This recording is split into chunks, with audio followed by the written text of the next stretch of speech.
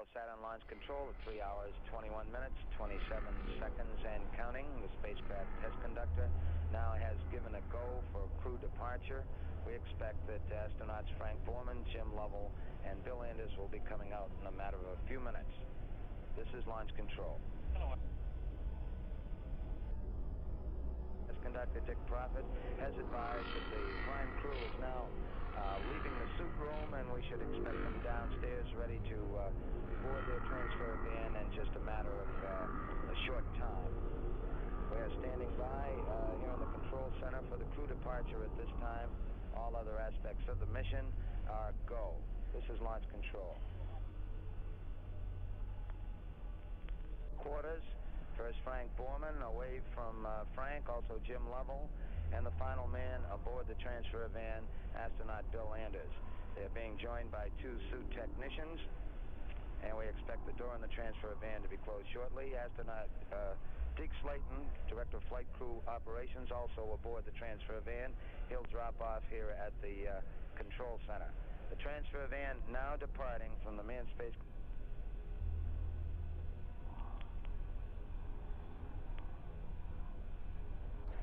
The sequence the astronauts will follow when they arrive at the pad will be as follows. All 3 will board a high-speed elevator, and the elevator, controlled by the capsule communicator, astronaut Vance Brand, here in the firing room, will carry the crew to the 320-foot level above the launcher base at Pad A. Actually, this is another 100 feet above the ground, so the level itself, what is referred to as the 320-foot level, is perhaps some 420 feet above sea level.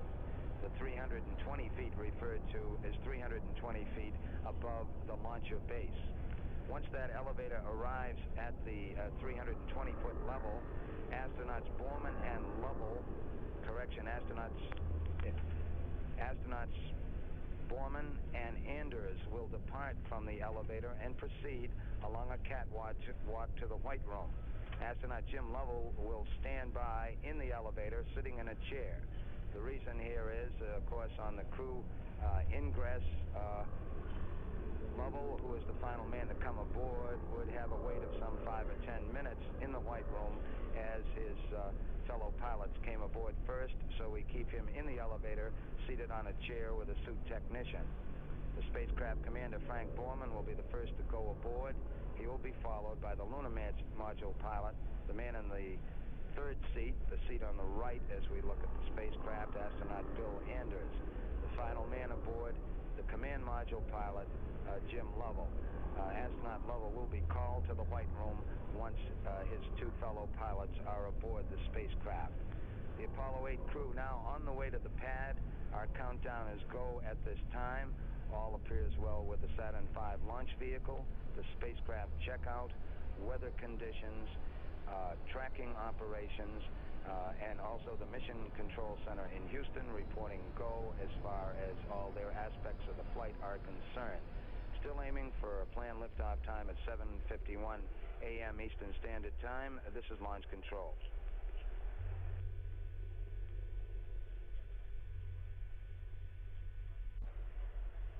This is Apollo Saturn launch control at T-minus 3 hours, 8 minutes, 5 seconds and counting. Prime crew of astronauts Frank Borman, Jim Lovell, and Bill Anders, who have now been up for some 2 hours, are on their way to the launch pad at this time. We've just had a report that the transfer van has just passed the launch control center here, which is located about 3,000 feet or so from the launch pad itself. The crew are proceeding to the launch pad and then will board a high-speed elevator to go to the 320-foot level above the launcher base, where the hatch and cabin for the Apollo 8 spacecraft is located. The crew was awakened as planned at 2:36 a.m. this morning. They took a physical examination and were declared physically fit by the 3 doctors examining them. They then sat down for breakfast, proceeded to the suit room where they donned their spacesuits, and now have been called by the spacecraft test conductor to the pad. We're continuing to monitor the status of our propellants aboard the 3 stages of the Saturn V launch vehicle, and all our reports come back that all is well at this time as the countdown countdown continues. Once again, the crew now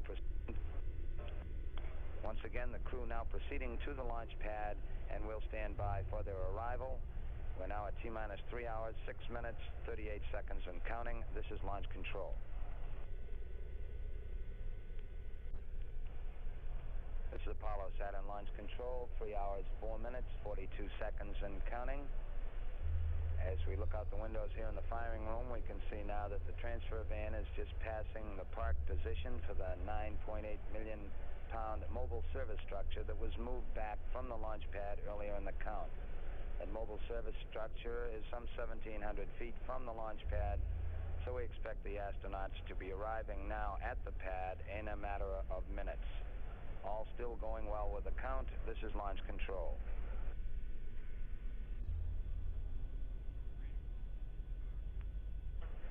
This is Apollo Saturn launch control coming up on 3 hours.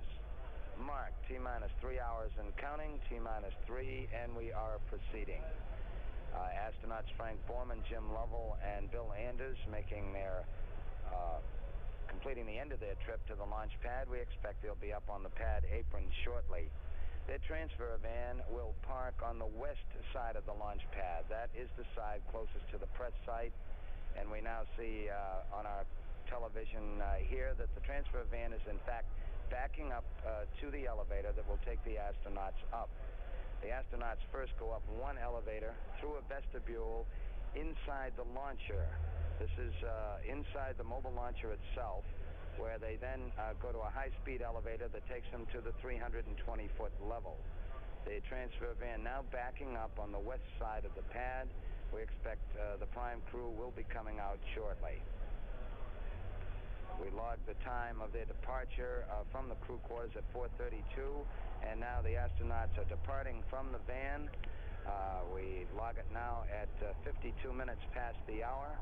All three astronauts now getting aboard the first of two elevators that will take them to the 320-foot level and their Apollo 8 spacecraft. Now being joined by two suit technicians, gate in the elevator closing, and we expect it will be going up shortly. As reported, this first elevator takes the crew to the A level, which is a middle level in the mobile launcher. They walk through a short vestibule where they arrive at the two high-speed elevators that are used to carry them to the 320-foot level. The astronauts will be taking elevator number 1 to the 320-foot level. They've now come out of the first of the two elevators. They're now going into the vestibule, and we expect they'll be catching their second elevator shortly. The purpose of going inside the mobile launcher is, number 1, of course, this is where the high-speed elevators are located.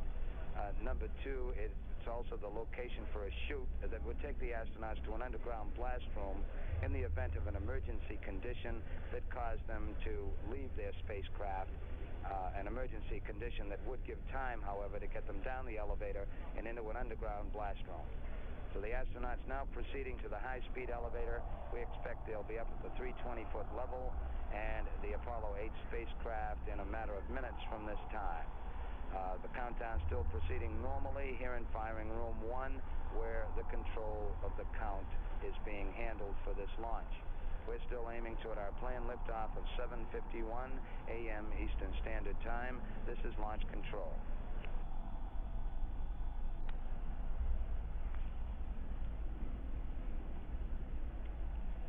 This is Apollo Saturn launch control at 2 hours, 55 minutes, 38 seconds, and counting. Astronauts Frank Borman and Bill Anders now going across swing arm 9, the top swing arm at the launch pad, and of course the access arm that attaches to the Apollo spacecraft. They are accompanied by one of the two suit technicians. Astronaut Jim Lovell remaining in the elevator with one suit technician.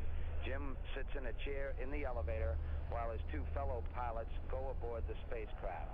Once Borman and Anders are aboard the spacecraft, Lovell is then called to the white room across the swing arm.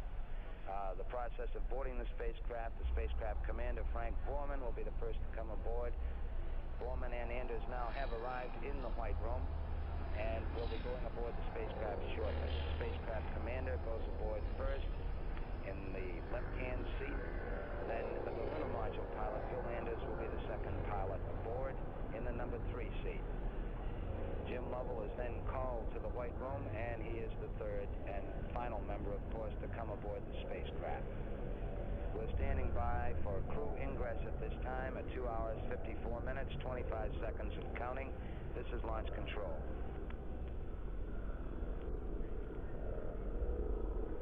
This is Apollo Saturn launch control, 2 hours, 51 minutes, 32 seconds and counting. Frank Borman, the spacecraft commander, now standing by to come aboard the spacecraft. We expect he'll be going in shortly. He's now standing in front of the hatch. Before he turned his back, he did give a wave to the closeout crewman up in the White Room. We expect he'll be coming into the cabin shortly. Once the crewmen do get aboard, once the astronauts do get aboard, they first, of course, have to set up their harnesses and tie into the spacecraft.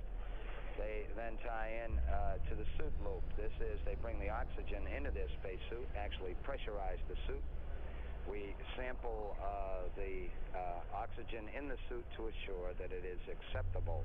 These are some of the early steps once the astronauts get aboard. Also, early checks once the astronauts are tied into the circuit and now become a part of the actual countdown are some communication checks and verifications that we are getting good biomedical readouts, good biomedical parameters from the astronauts on board. So we are standing by at this time for crew ingress at 2 hours, 50 minutes, 20 seconds and counting. This is launch control.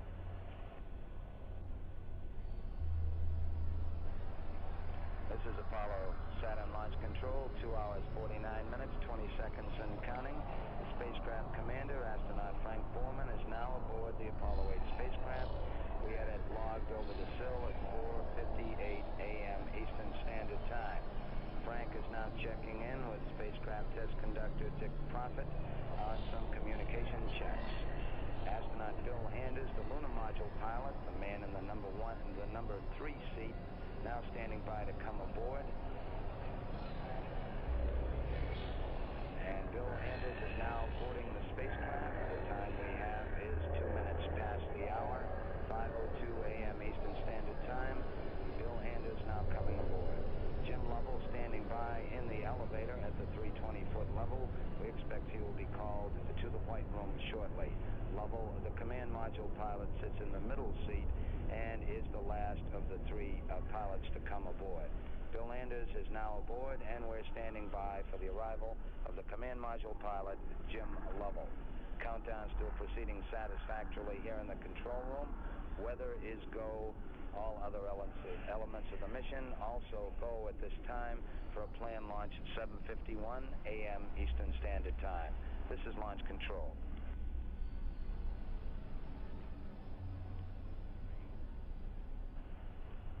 This is Apollo Saturn launch control at T-minus 2 hours, 45 minutes, 12 seconds and counting.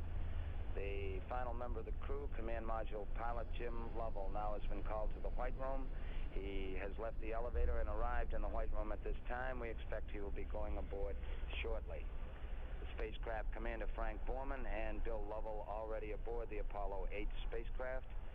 And once Jim Lovell is aboard, we'll start some final preparations that will lead up to the closing of the spacecraft hatch about the 1 hour and 50-minute mark in the countdown. During the early phases, once the crew is aboard, one of the first things they do, of course, is tie into the environmental control system as far as their spacesuits are concerned. They actually plug in and bring oxygen into the suits. The suits are pressurized. We're standing by at this time, awaiting Jim Lovell to come aboard the spacecraft at 2 hours, 44 minutes, 11 seconds and counting. This is launch control.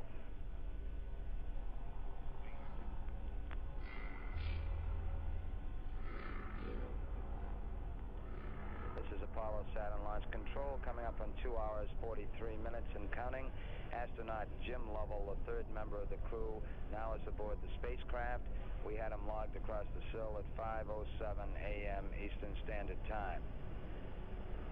Factually, we have 4 astronauts in the spacecraft at this time. In addition to the Apollo 8 crew, astronauts Frank Borman, Jim Lovell, and Bill Anders, Astronaut Fred Hayes, the backup lunar module pilot, also is aboard the spacecraft. Hayes is located in a lower equipment bay that's in front and below of the command module pilot's position. That is astronaut Jim Lovell. Fred Hayes will remain in the spacecraft for a while. He helps strap in the astronauts once their suits are pressurized, and also he checks a few switches during the countdown procedure. Hayes works with spacecraft test conductor Dick Prophet in checking several switches. The reason he is aboard for this purpose is because of the location of the couches at this time and the fact that the suits will be pressurized. Astronaut Jim Lovell cannot reach several of these switches that are in front and below as far as his position is concerned. So in reality, 4 astronauts are aboard, but Fred Hayes, a member of the closeout crew, will be coming out in a few minutes from this time. All 3 astronauts aboard, our countdown continuing. We are still go for the mission at this time. This is launch control.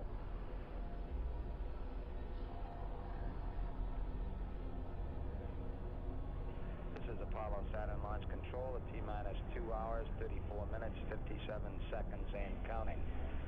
All 3 Apollo 8 astronauts aboard their spacecraft, Frank Borman, Jim Lovell, and Bill Anders, now talking back and forth with the spacecraft test conductor Dick Prophet, who's located in the control center back in the Manned Spacecraft Operations Building here at the Kennedy Space Center. This is the control room for spacecraft operations. It ties in with the crew here in the firing room at the Launch Control Center, and of course with the astronauts at the pad. We have a 4th astronaut aboard at this time, backup lunar module pilot Fred Hayes. It appears he's now coming out of the spacecraft, as a matter of fact. Fred's job inside was to be in a lower equipment bay in front and below of astronaut Lovell, who sits in the middle seat. Because of the location of the couches at this time, Fred did check a few switches working with the spacecraft test conductor. It appears that he is now out of the spacecraft, and our checkouts continue. All 3 astronauts going through checkouts in the environmental control system in preparation for bringing oxygen aboard their suits. The oxygen within the suit loop, they breathe pure oxygen within the spacesuits themselves. And of course, once we close the hatch and pressurize the cabin, the atmosphere in the cabin is a 65-35 combination. That is 60% oxygen and 35% nitrogen. To cover the astronaut activities thus far, their operations have been going as well as the countdown overall has gone since we picked up at T-minus 9 hours at 10:51 p.m. last evening. The 3 crewmen were awakened this morning at 2:36 a.m. Eastern Standard Time by Director of Flight Crew Operations Deke Slayton. They went down the hall to the medical facility from the crew quarters at the Manned Spacecraft Operations Building and had a brief launch day medical examination. They were declared physically fit by the 3 physicians who examined them, Doctors Alan Harter, H-A-R-T-E-R, Dr. Jerry Joyner, who spells his last name J-O-I-N-E-R, and Dr. Jack Teagan, and that's spelled T-E-E-G-E-N. The 3 doctors declared them physically fit. The astronauts then sat down for breakfast. The menu was filet mignon, scrambled eggs, toast, coffee, and tea.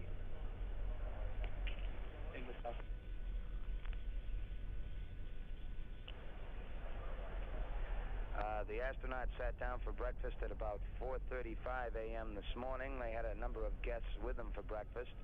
The guests included Mr. George Lowe, who is the Apollo Program Manager at the Manned Spacecraft Center, Deke Slayton, the Director of Flight Crew Operations, 2 of the backup pilots for the Apollo 8 mission, the backup commander Neil Armstrong, and the backup command module pilot Buzz Aldrin.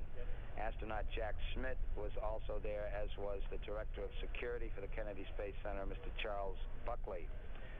Following breakfast, the astronauts then proceeded to their suit room where they donned their spacesuits, and they were called to the pad, departing their quarters at 4:32 a.m. This morning. The crew arrived at the pad. the transfer van that carries them to the pad. It took about 20 minutes to make the trip from the crew quarters to launch pad A here at Complex 39. The transfer van came up to the west side of the pad and backed up to an awaiting elevator. In a matter of several minutes, the crew were aboard a high-speed elevator that took them to the 320-foot level above the mobile launcher base. The 320-foot level, of course, is the location of the Apollo swing arm number 9, that leads to the Apollo 8 spacecraft. Once the elevator arrived at the 320-foot level, astronauts Borman and Anders, the commander and lunar module pilot, the ones who sit in seats 1 and 3, departed from the elevator and proceeded to the White Room. Astronaut Jim Lovell, the man who sits in the middle seat as command module pilot, remained in the elevator on standby. Frank Borman went over the sill, boarding the spacecraft at 4:58 a.m. He was followed by Bill Anders at 5:02 a.m. Astronaut Jim Lovell, who had been in a chair in the elevator, then was called to the White Room.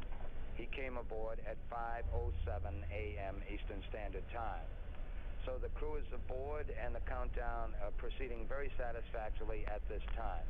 Checkouts between the spacecraft test conductor and the crew are continuing at this time. We're now at T-minus 2 hours, 29 minutes, 47 seconds and counting. This is launch control.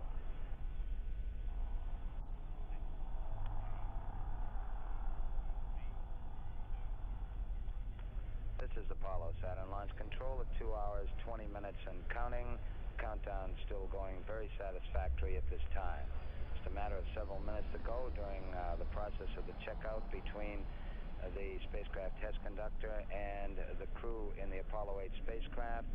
The test conductor asked Commander Frank Borman how everything looked up there, and Frank reported back, "It looks very good, very good." The three crewmen still going through their preparations for the verification of their pressure suits at this time as the countdown continues. We have a late report on weather, and the forecast stands as announced earlier. The weather appears to be very satisfactory for a launch attempt this morning. Weather in the Kennedy Space Center area here at Launch Complex 39 calls for partly cloudy conditions, winds from the northwest at 7 knots. We expect a temperature at launch time of about 60 degrees. The weatherman reports that the odds are against any fog in the area. There might be some patches of fog, but it's not expected to be a problem as far as the launch operations are concerned. We expect to have scattered clouds at 2,000 feet with a heavier cloud layer in the area of 10 to 12,000 feet. The visibility in the Complex 39 area will be 10 miles. All of these numbers appear to be within our mission rules and acceptable for a launch attempt. The weather in the worldwide track, both in the Atlantic and Pacific Ocean, as far as contingency areas are concerned, also acceptable for the mission today. Generally, in the Atlantic and Pacific, we have scattered clouds, moderate winds, and a moderate sea state. We are go at T-minus 2 hours, 18 minutes, 4 seconds and counting. This is launch control.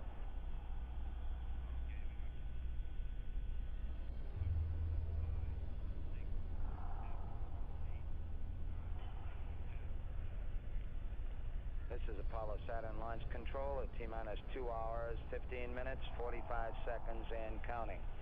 The spacecraft test conductor now has directed the closeout crew to close the hatch. The hatch actually was closed at 34 minutes past the hour. The crew still working on the latching mechanism at this time to lock it in. They're working on instructions from the spacecraft test conductor as he follows the various sequences in the countdown. The door actually was closed at 34 minutes past the hour, but we are still working on the procedures to assure that the hatch is completely secure. Once again, hatch closure at 5:34 a.m. Eastern Standard Time. Meanwhile, on the launch vehicle side, with the Saturn V, the crew here in the control center during this period exercising the flight computer in the instrument unit. This is the brains guidance system of the Saturn V launch vehicle, and throughout the countdown, we run a number of computer tests with the flight computer and various other elements of the instrument unit to assure that it will be working properly. The hatch is now closed. Our countdown is still proceeding, and all is still go at this time at 2 hours, 14 minutes, 28 seconds and counting. This is launch control.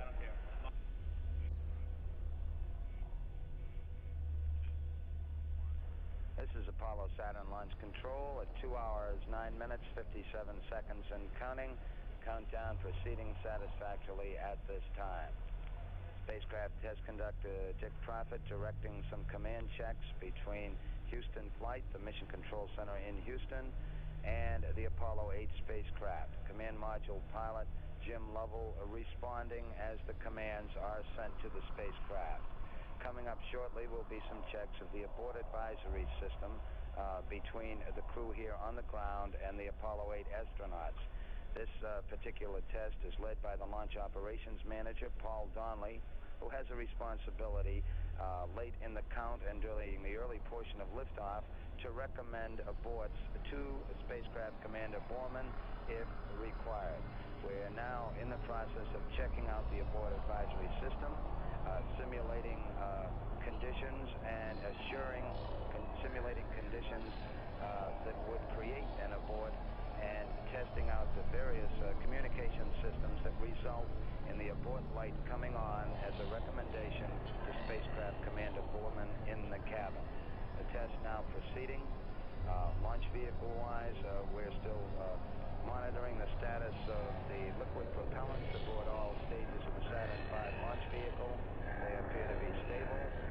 The topping off is continuing. That is replenishing the supply of liquid oxygen and liquid hydrogen as it boils off, because it must be maintained at such extremely low temperatures. The astronauts in the spacecraft now responding as their cue lights come on and the abort advisory system checks. We're now at T-minus 2 hours, 8 minutes, 11 seconds and counting. This is launch control.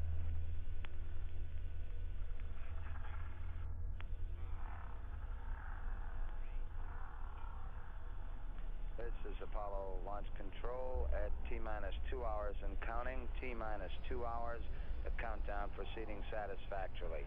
At this point in the count, we started a very major test just several minutes ago, what's called the EDS test. EDS standing for the Emergency Detection System. This is a final major check of all elements of the emergency detection system within the launch vehicle that signals the crewmen in the spacecraft if there are problems during the final phases of the countdown and, of course, during the powered phase of flight.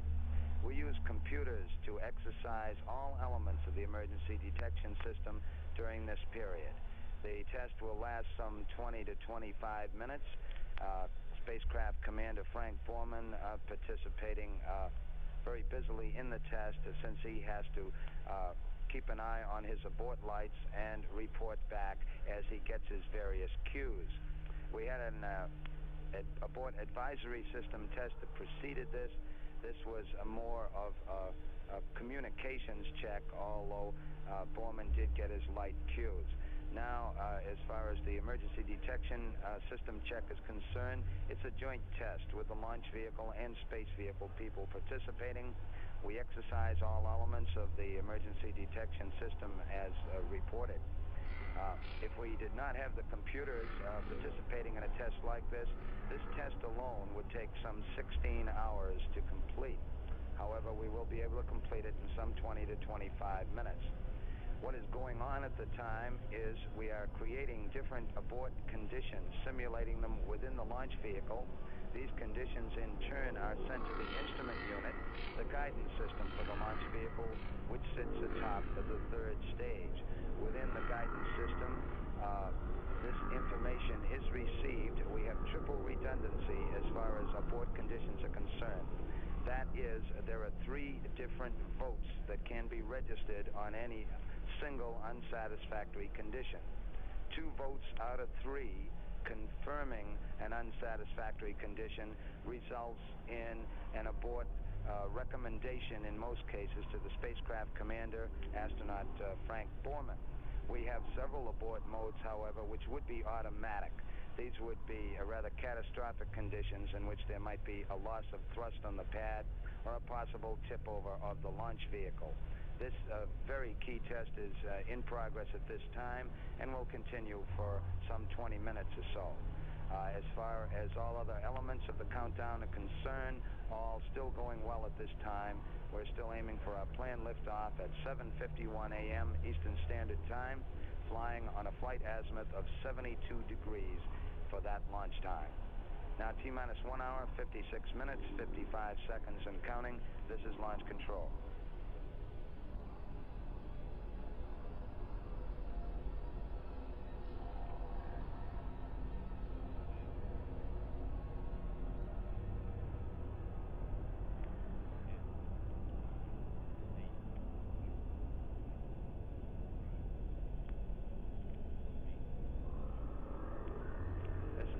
Saturn launch control, the T-minus 1 hour, 45 minutes and counting. We're on time. The emergency detection system test still in progress between the crew here on the ground, both launch vehicle and spacecraft representatives, with the Apollo 8 crew in the cabin. Also at this time, the spacecraft test conductor reports that we have pressurized the cabin with an atmosphere of 65% oxygen and 35% nitrogen. The closeout crew at the 320-foot level now going through some cabin leak checks to assure that we are okay as far as our pressurization is concerned. The hatch has been closed, but the boost protective cover that goes atop it still has not been secured at this time as the leak checks continue. Our countdown progressing very satisfactorily at T-minus 1 hour, 44 minutes, 1 second and counting. This is launch control.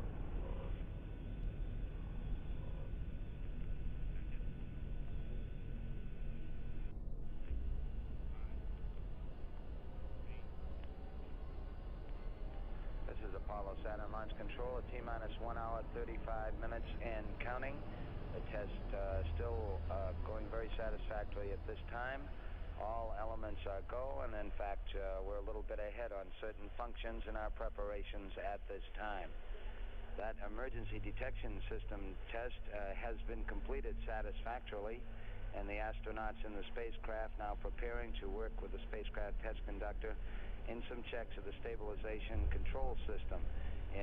During this phase of the test, the astronauts actually exercise those hand controllers in the spacecraft to assure that we get proper responses to the commands that are given by moving the hand controllers. Astronauts Jim McDivitt and David Scott, who are the commander and command module pilot for the Apollo 9 mission, have arrived here in the control center and will view the countdown from an observation booth. We're at T-minus 1 hour, 34 minutes and counting. This is launch control.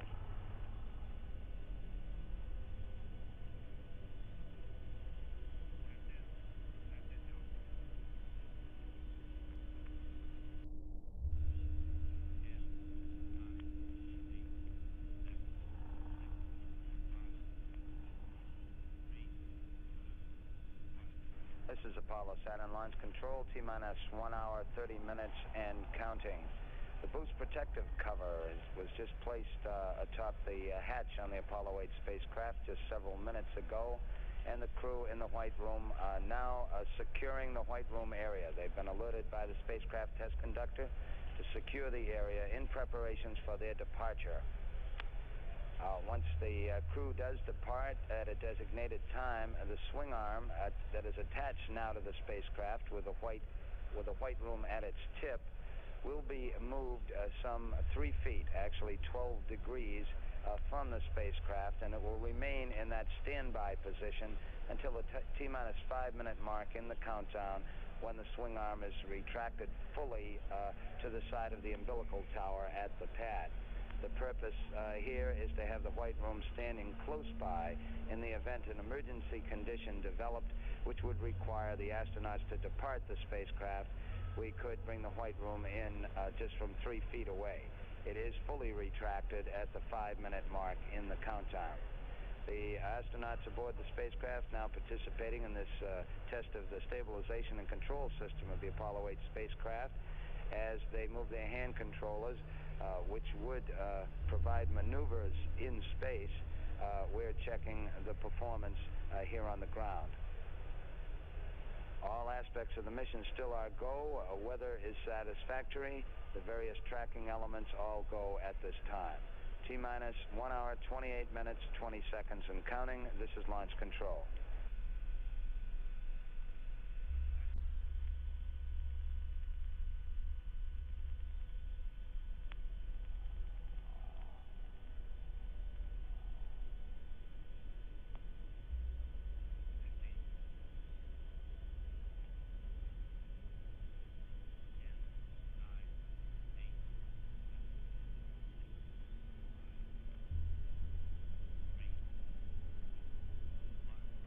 This is Apollo Saturn launch control at T-minus 1 hour, 21 minutes, 7 seconds and counting.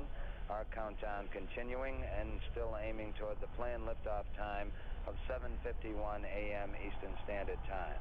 In fact, it's been going very well, and some functions are actually ahead of the countdown procedures at this time. The prime crew for the Apollo 8 mission, astronauts Frank Borman, Jim Lovell, and Bill Anders, are aboard the spacecraft. The hatch has been closed, and the boost protective cover has been in place. The closeout crew at the 320-foot level at the pad above the launcher base now securing the white room that's attached to the spacecraft. The white room later will be removed in the countdown. Our countdown still going satisfactorily. At this point, spacecraft test conductor Dick Profit participating with the astronauts in some checks of the stabilization and control system of the spacecraft itself. During this test, the astronauts actually maneuver the hand controllers aboard the spacecraft. The hand controllers used to maneuver the spacecraft in flight. This is launch control.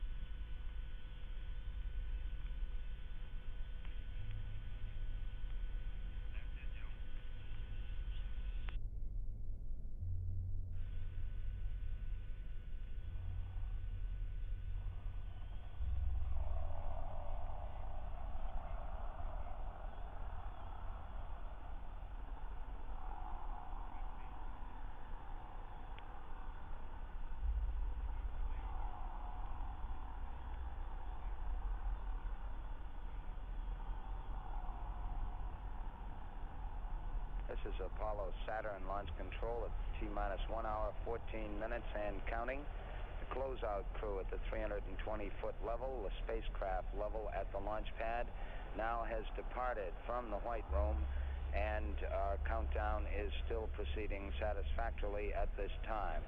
In progress here in the firing room are some major tracking checks in progress at this time. These are checks working with the Air Force Eastern Test Range, checking out the tracking beacons in the instrument unit of the Saturn V launch vehicle. The crew here in the firing room also performing some telemetry checks at this time and calibrations to assure that the readouts that we get from the launch vehicle in flight will actually be correct ones. Our countdown has been going very satisfactorily. We're now at 1 hour, 13 minutes, 6 seconds and counting on the Apollo 8 mission, still aiming for the planned liftoff at 7:51 a.m. Eastern Standard Time on a flight azimuth or direction of 72 degrees. This is launch control.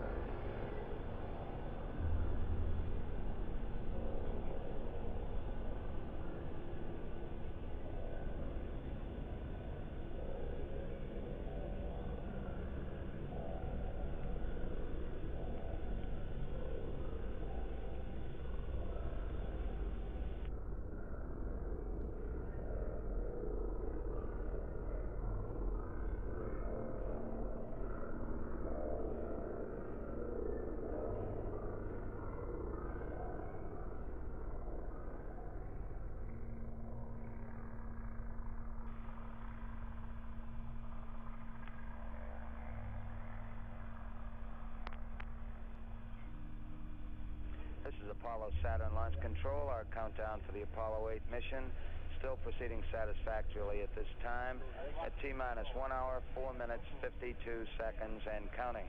Just a matter of minutes ago, the spacecraft commander, Frank Borman, asked spacecraft test conductor Dick Prophet, how's the weather out there? And Prophet reported back that the weather looks real clear at this time. Our countdown still proceeding satisfactorily. About 10 minutes from this time, we expect that we will pull back the swing arm that is still attached to the Apollo 8 spacecraft at this time. This is swing arm 9, and it's the top swing arm at the pad at this time at the 320-foot level. The white room is attached to the tip of this swing arm. When the arm is pulled back, it will first be taken back to a standby position some 3 feet from the spacecraft, actually 12 degrees from the spacecraft. The arm will be fully retracted at the T-minus 5-minute mark in the count. In fact, while we were making this announcement, the spacecraft test conductor just advised Frank Borman that the arm, in fact, would come back about 10 minutes early in the count, which would be at about the 55-minute mark.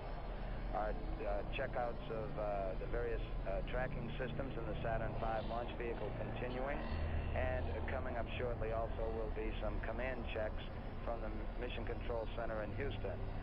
This is the system by which Mission Control Center Houston can send real-time commands to the launch vehicle during the powered phase of flight. We check out the system to assure that these signals can get through. We're now at T-minus 1 hour, 3 minutes, 16 seconds and counting, still aiming toward our planned liftoff time at 7:51 a.m. Eastern Standard Time. This is Launch Control.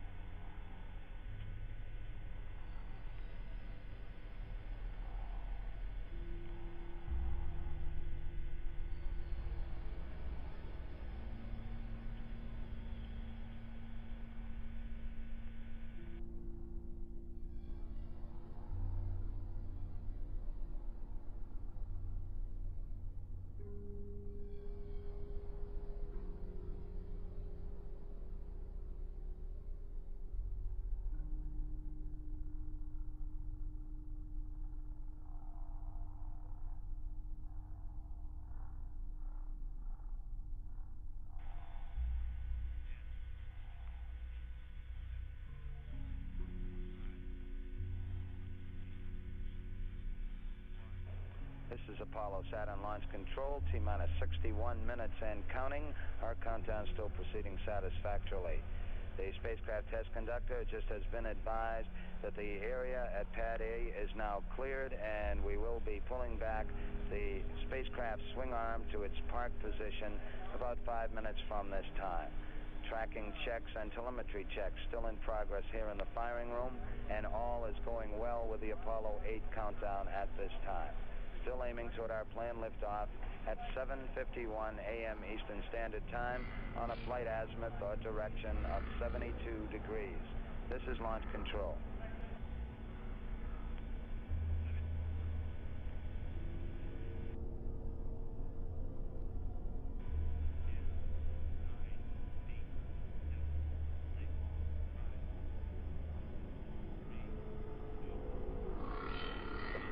Saturn Launch Control at T-minus 56 minutes, 23 seconds and counting. The spacecraft swing arm number 9, now has been retracted from the Apollo 8 spacecraft. It's being placed in its standby or park position and will be located some 3 to 5 feet away from the spacecraft hatch. Once this is accomplished, within a matter of minutes, we will arm the 155-pound thrust launch escape tower atop the command module. The swing arm now has been pulled back to its standby position. It will be fully retracted at T-minus 5 minutes in the count. The purpose, of course, is to have the white room nearby in the event an emergency condition did occur that could require the astronauts to depart from the spacecraft. Once the arm is retracted, the escape tower is armed in case of a catastrophic condition where an abort could be applied. Our countdown still proceeding satisfactorily at T-minus 55 minutes, 18 seconds, and counting. This is launch control.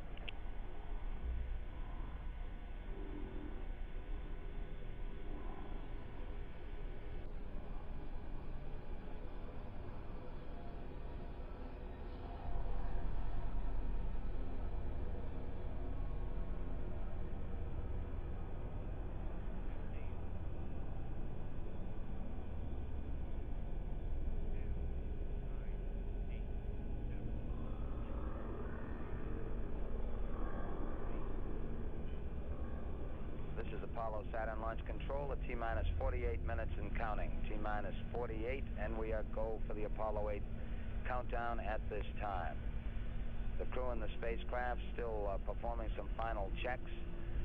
Astronaut Frank Borman, the spacecraft commander, just a few minutes ago gave a weather report of his own when he reported that the three-man crew could barely see what looked like some pink clouds out the window.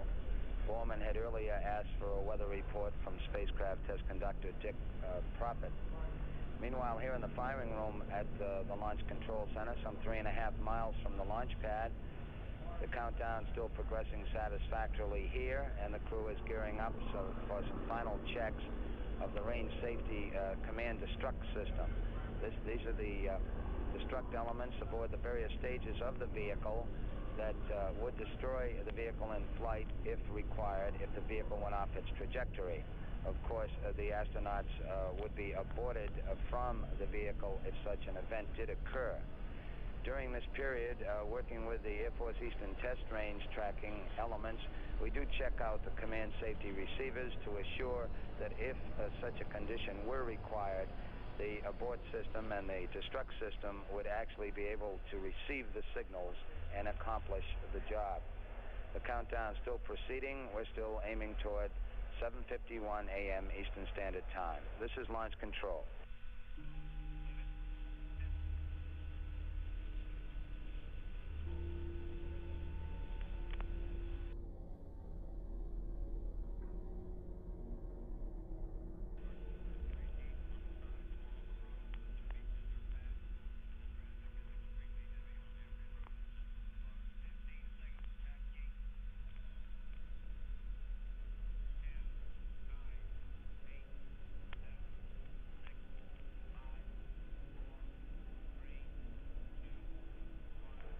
This is Apollo Saturn launch control at T-minus 39 minutes and counting. T-minus 39, and we are go for our countdown for the Apollo 8 mission to the moon at this time.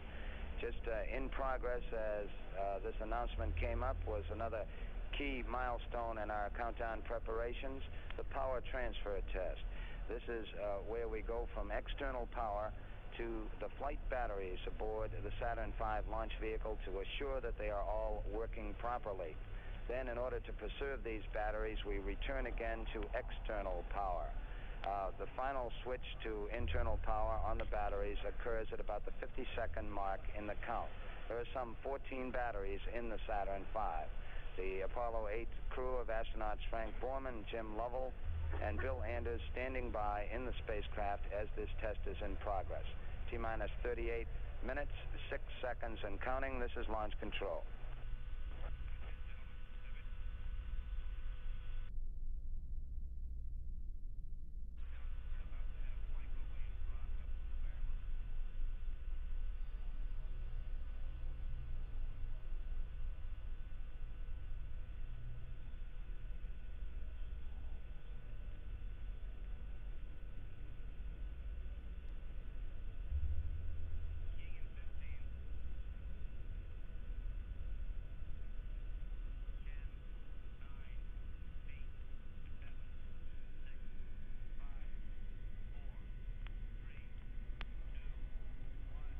This is Apollo Saturn launch control at T-minus 31 minutes and counting. T-minus 30, our countdown progressing satisfactorily, still aiming toward our planned liftoff time of 7:51 a.m.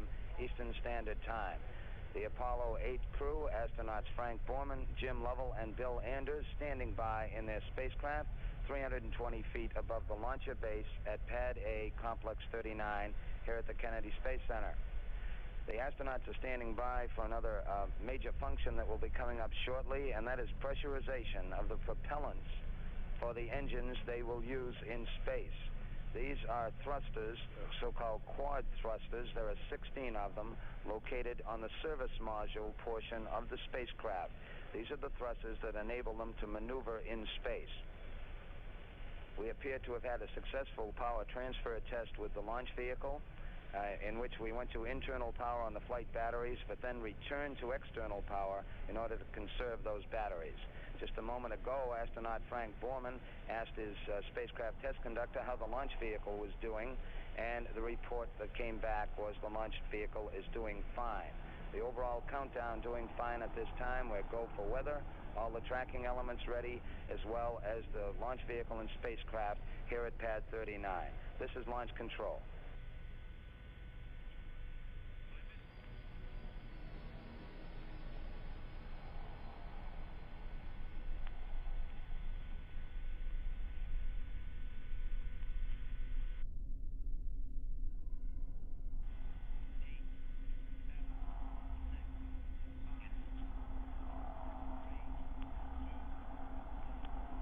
Apollo Saturn launch control at T-minus 26 minutes and counting. We are proceeding at this time. In progress at this time, we are pressurizing the propellants for the spacecraft engine systems that would be used in a space environment. Astronaut Jim Lovell, the man who sits in the middle of the seat and who is the command module pilot, is reporting back to spacecraft test conductor Dick Prophet on the status of the propellants. We pressurized these propellants with helium. The countdown has been going very well since it was picked up at 10:51 p.m. Eastern Standard Time last night. Shortly before we resumed the count, the 9.8 million pound mobile service structure was moved to its park position some 7,000 feet from the pad. About an hour later, we began the propellant loading of the Saturn V launch vehicle. In some 4.5 hours, we loaded close to 1 million gallons total of liquid oxygen and liquid hydrogen aboard the 3 stages of the Saturn V. We now have a vehicle standing 363 feet, that is, and weighing 6.2 million pounds on the launch pad here at the Kennedy Space Center. We're continuing to top off the liquid oxygen and liquid hydrogen supplies because they must be maintained under extremely cold temperatures. They will continue to boil off, and we continue to replenish the supply down to the final minutes of the count. Astronauts Frank Borman, Jim Lovell, and Bill Anders were awakened in their crew quarters this morning at 2:36 a.m. Eastern Standard Time. They went down the hall from the crew quarters here at the Kennedy Space Center and took a physical examination, a brief launch day examination, and were declared physically fit by the 3 examining physicians, Drs. Alan Harder, Dr. Jerry Joyner, and Dr. Jack Teagan. The astronauts then sat down to breakfast. They had a menu of filet mignon, scrambled eggs, toast, coffee, and tea. Guests at the breakfast included George Lowe, Apollo Program Director at the Manned Spacecraft Center, Donald K. Slayton, who's Director of Flight Crew Operations at the Manned Spacecraft Center, 2 of the backup pilots for the Apollo 8 mission, astronauts Neil Armstrong and Buzz Aldrin. Astronaut Jack Schmitt also attended the breakfast. Following the breakfast, the astronauts went to the suit room where they donned their spacesuits. The crew departed from the crew quarters at 4:32 a.m. this morning and began to board the spacecraft starting at 4:58 a.m. at the 320-foot level. First over the sill was the commander, astronaut Frank Borman. He was followed by the lunar module pilot, astronaut Bill Anders at 5:02 a.m. And finally, the man who sits in the middle seat, Jim Lovell, came aboard at 5:07 a.m.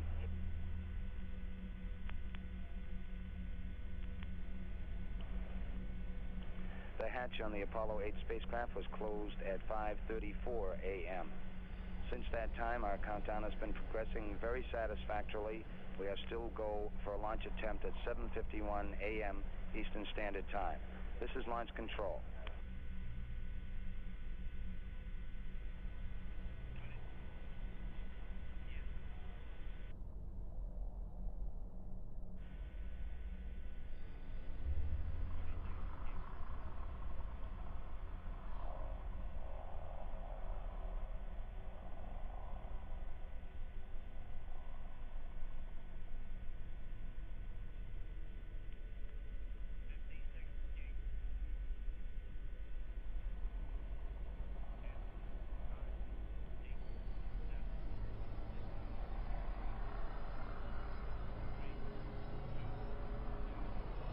Apollo Saturn Launch Control at T-minus 21 minutes and counting, and we are go for the Apollo 8 mission at this time. We appear to have a beautiful morning here for flights of the moon. Our weather conditions are very satisfactory for a launch attempt. The surface winds in the area are from the northwest at about 7 knots, a temperature of about 60 degrees. We appear to have some scattered clouds, some 10 to 12,000 feet high. All aspects of the mission are go at this time. The weather is also satisfactory on the round-the-world tracks where the contingency areas would be located. Weather satisfactory in both the Atlantic and Pacific Oceans. We're still aiming toward a planned liftoff time of 7:51 a.m. Eastern Standard Time. Coming up shortly will be a transfer to full internal power aboard the Apollo 8 spacecraft. This is going full on the fuel cells and removing an external power source that had been sharing the load earlier. This is launch control.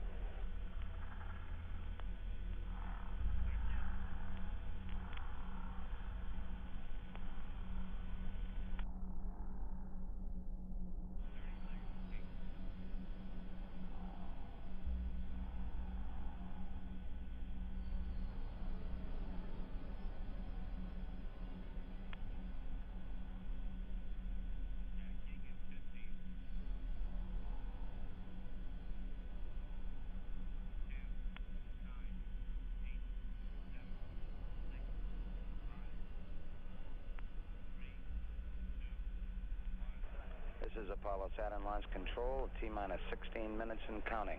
The Apollo 8 space vehicle is go for our planned liftoff at this time. We have just completed our transfer to full internal power with the fuel cells aboard the Apollo 8 spacecraft. This was confirmed by Spacecraft Commander Frank Borman.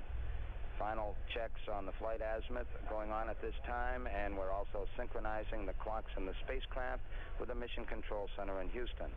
Following are some of the highlights that will be coming up over the final phases of the count. We'll have a final status check at about 5 minutes and 30 seconds, and at the 5-minute mark, the Apollo access arm, the top arm, will be fully retracted to its fallback position. The countdown sequencer will be armed at 4 minutes and 30 seconds, and we'll get a clearance for launch from the range at the 4-minute mark in the count. The key event will come at 3 minutes and 6 seconds. It's identified in the procedures as the firing command, and it's the start of an automatic sequence. It starts at 3 minutes and 6 seconds and leads up to the ignition of the 5 engines in the first stage of the Saturn V. Those engines, the sequence for the engine ignition will start at 8.9 seconds. As we build up the thrust, we should get a commit. That is that we have satisfactory thrust coming out of all 5 engines and have built up a thrust level close to the 7.5 million pounds of thrust required for this rocket. We should get a liftoff at 0. We are now T-minus 14 minutes, 22 seconds and counting. All aspects of the mission go at this time. This is launch control.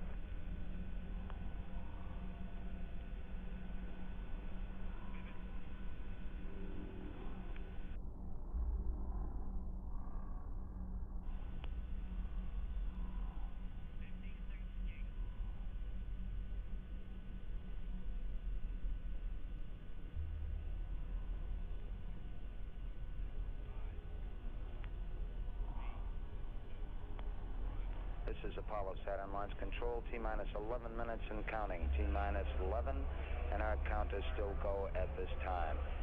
Coming up shortly, about 5 minutes from this time actually, we'll retract to its full fallback position. The spacecraft access arm, which is at the 320-foot level at the spacecraft. The astronauts Frank Borman, Jim Lovell, and Bill Anders going through some final communications checks with the crew here in the control center. These are checks of the VHF communications, the very high-frequency communications that will be used after liftoff. We want to assure ourselves that they will be operating satisfactorily. Also coming up, the astronaut crew will be busy on some final checks of the AstroCom circuit. This is a special circuit in which abort recommendations could be given to the astronauts if the indications were received as such here in the control center, some 3.5 miles from the launch pad. Also, Mission Control Center in Houston can send these same recommendations. We've now passed the 10-minute mark in our countdown. We're at 9 minutes, 51 seconds, and counting. All aspects of the mission go at this time. Still aiming for a launch time of 7:51 a.m. Eastern Standard Time on a flight azimuth of 72 degrees.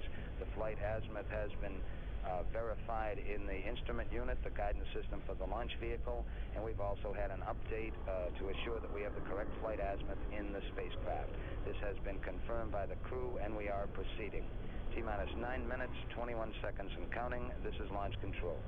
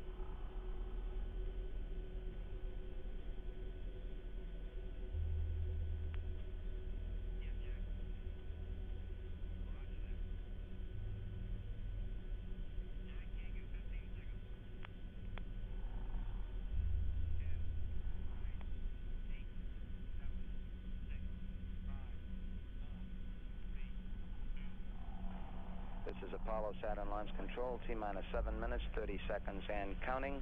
Still aiming toward our planned liftoff time. Spacecraft test conductor Dick Prophet has just completed a status check of all elements concerned with the spacecraft operations. All reported go, and there were 3 particularly strong and loud goes from the 3 astronauts in the spacecraft 320 feet above the base of the launcher at Complex 39. Jim Lovell reported just a few minutes ago that he could see a blue sky and it looked like the sun's out. The spacecraft test conductor reported back that it's a very fine day. We're at T-minus 6 hours, 6 minutes, 50 seconds and counting, and we are proceeding at this time. This is launch control.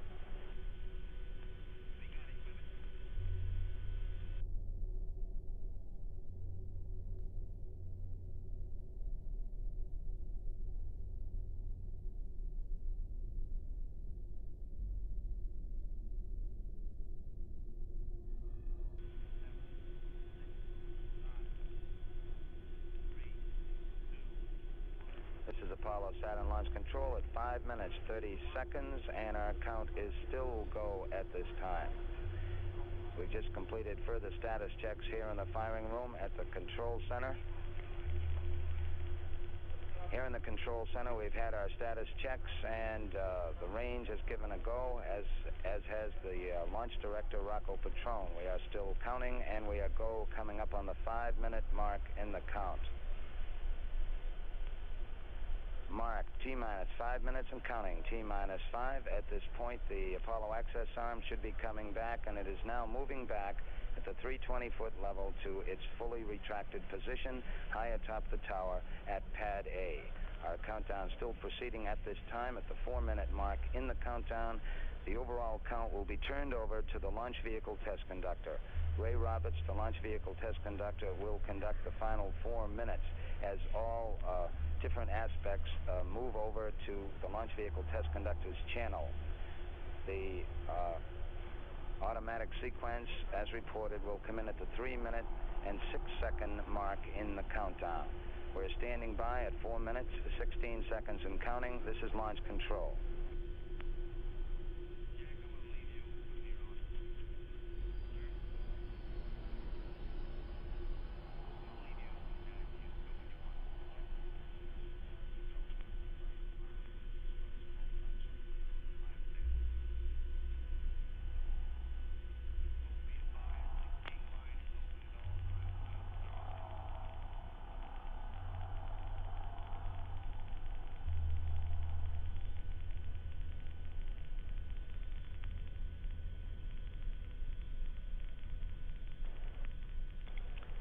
is launch control, coming up on 3 minutes and 30 seconds and counting.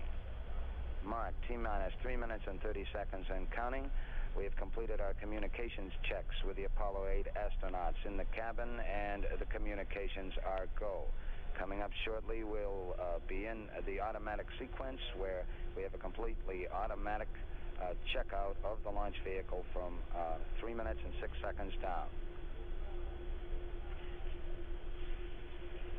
We have firing command. The firing command is in. We are now on the automatic sequence, T-minus 3 minutes and counting. During this period, once we do get the firing command, the various tanks within the 3 stages of the Saturn V launch vehicle begin to pressurize. They all must be under pressure before we're ready to launch.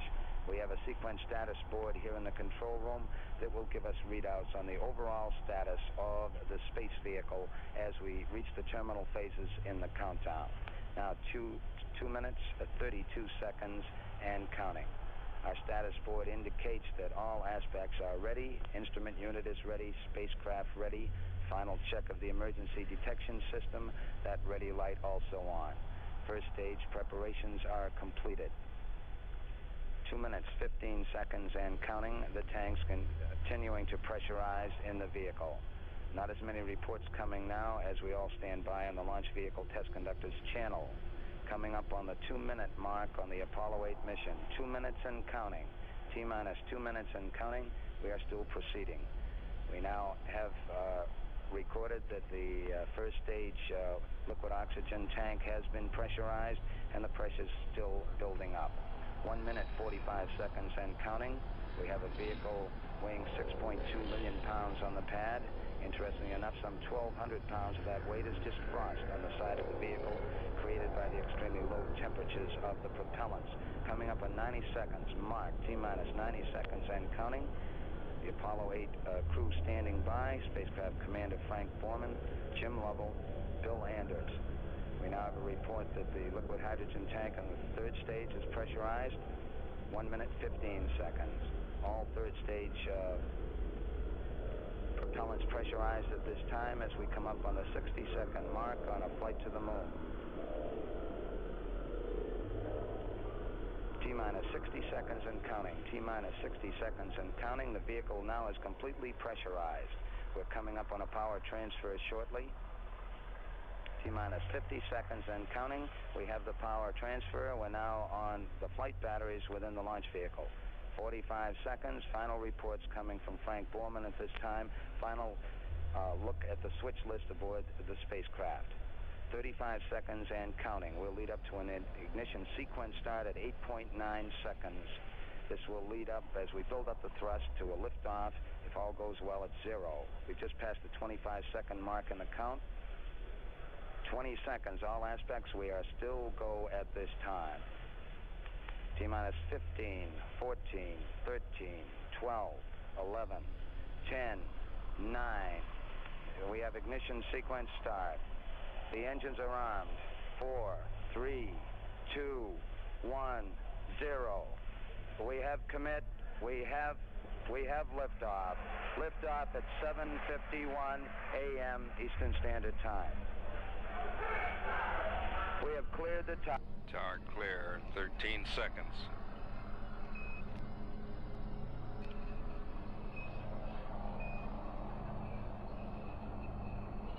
Seconds out, we get a loud and clear from Frank Borman.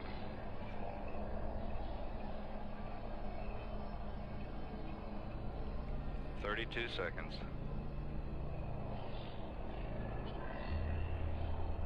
Booster says the S-1C, the first stage, looks good.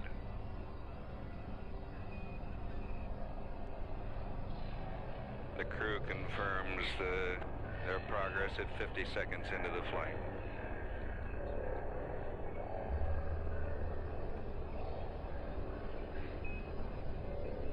"1 minute out, Mike Collins tells the crew we're looking good."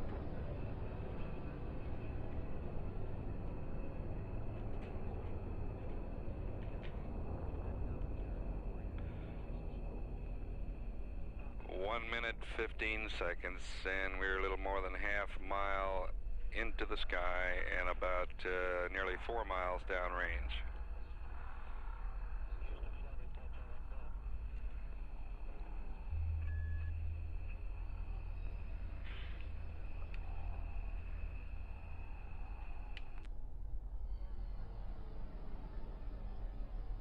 1 minute 40 seconds. All looks great.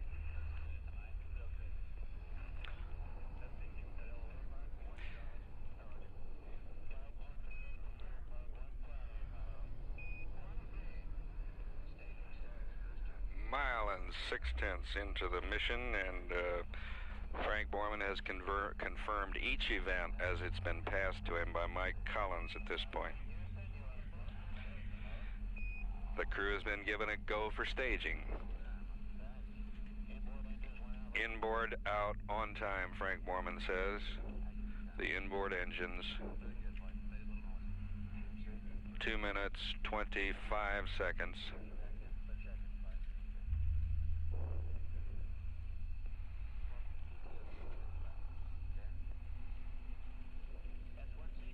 We see an S1C, the first stage cut off. S2 has ignited, we can confirm. And the thrust looks good. All engines, all sources show the second stage is burning perfectly. 2 minutes, 51 seconds into the mission.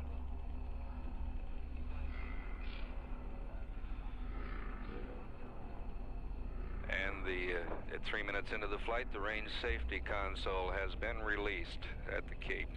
3 minutes into the flight, we're 50 miles high and about 10 miles downrange.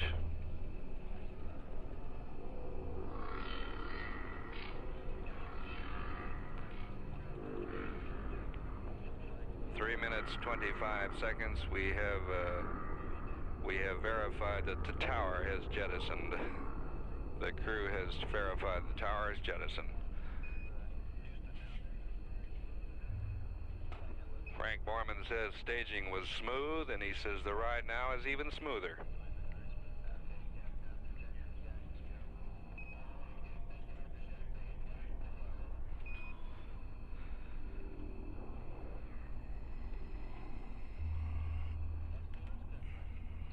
Coming up on 4 minutes into the flight, and the communication thus far has been excellent. It's been a little sparse, but it's been quite sharp and clear.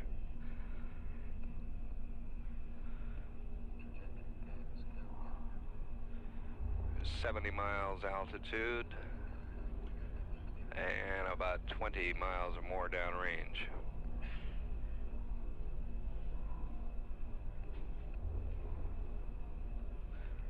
Correction, let's make that 200 miles downrange.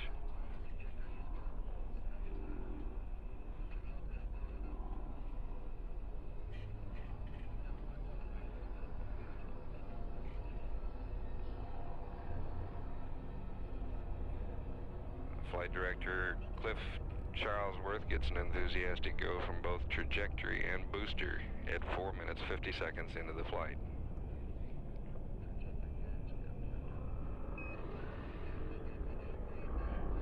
Mark 5 minutes. And the crew's advisor, trajectory and guidance are looking good, and Frank Borman came back with a very chatty, "Thank you, Michael." He's talking to Michael Collins, who would be in the center seat today except for an operation several months ago. 5 minutes 20 seconds into the flight.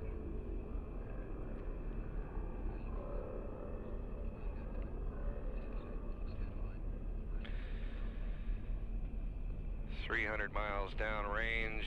We're nearing 100 miles altitude, and everything looks just grand."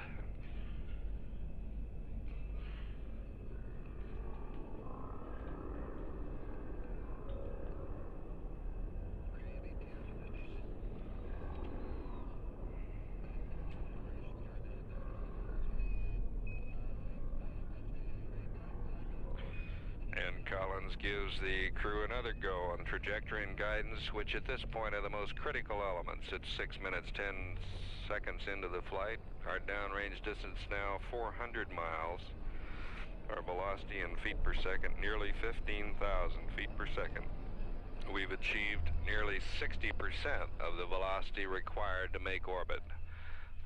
57% right now. And we're 96.5 miles above the Earth.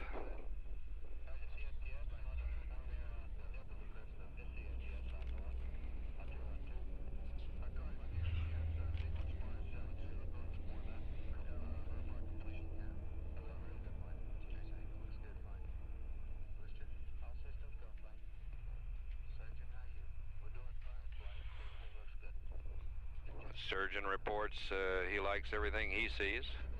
7 minutes into the flight, and we're nearing the second stage, nearing the point where we will drop off the second stage and light the third stage. That event is to come at about 8 minutes and 40 odd seconds into the flight.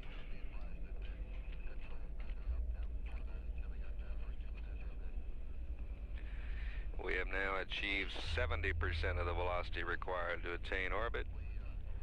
Our present velocity is 18,600 feet per second, and we are 100 miles above the Earth, 100 even. 625 miles downrange.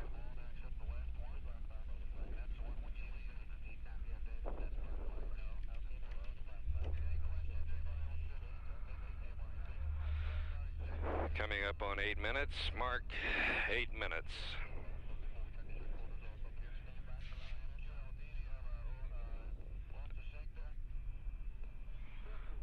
(20,400 feet per second), 101.7 miles above the Earth, 734 miles downrange.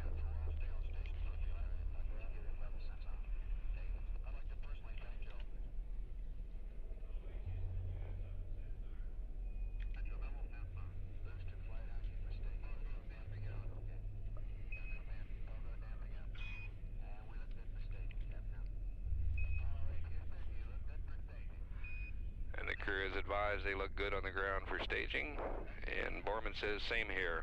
We got S2 cutoff, we got S4B ignition. The Borman confirmed S4B ignition. The thrust looks good to us at 9 minutes into the flight.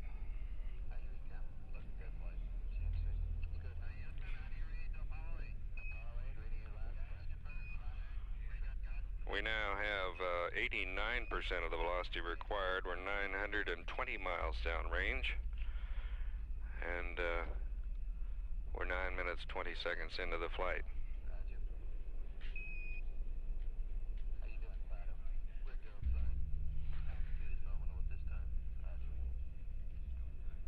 Flight dynamics officer says our altitude is nominal, which is the typically conservative word for very nearly a perfect mission, as nearly as we can observe at this point. 9 minutes 50 seconds, and we've just gone to what we call mode 4. If any trouble should develop now, we would go ahead and burn into orbit with our service propulsion engine. The crew is now being advised we plan to cut off the third stage engine at 11 minutes 28 seconds into the flight. We're now at 10 minutes 10 seconds. We're at 103.7 nautical miles above the Earth. Our velocity is at an even 24,000 feet per second, which is just very, very close to orbital velocity. That's 95% of it. And we're 1,200 miles downrange. It would put us out a little bit east of Bermuda.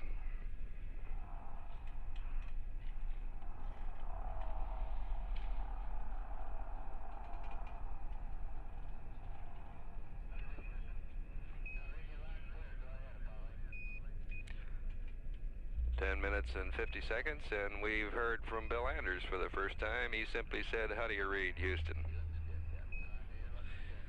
And he gets a looking good back from a looking good comment from Mike Collins. How you doing, Fighter? We're good, flight. Looking good. Hey, it's yours. Roger.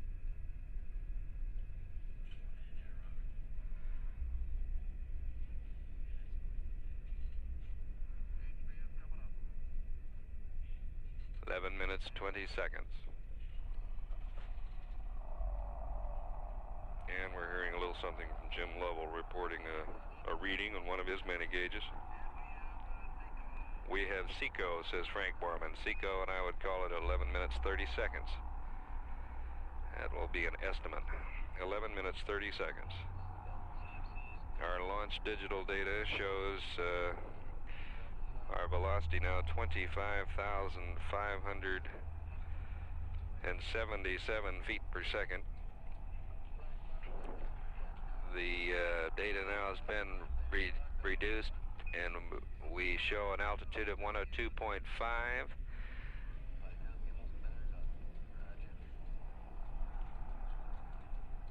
And the crew has been given a go for orbit, and they responded enthusiastically that they too, in fact, were go.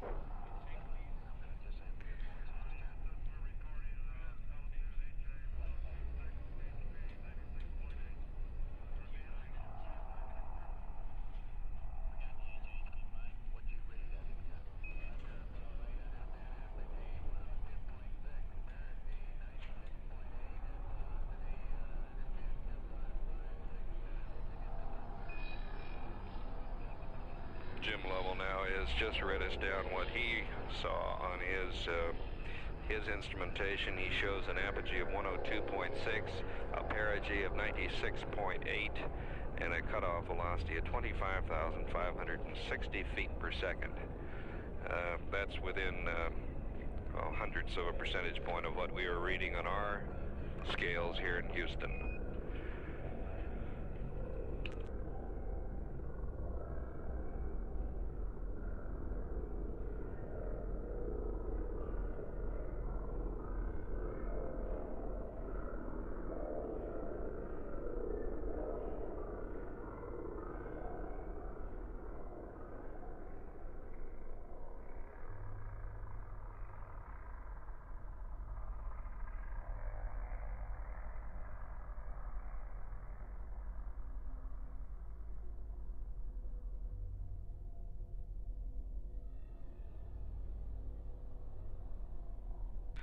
And now the crew has been advised we have settled on an orbit of 103 apogee by 99 miles perigee. We were shooting for something very close to 100 nautical miles circular.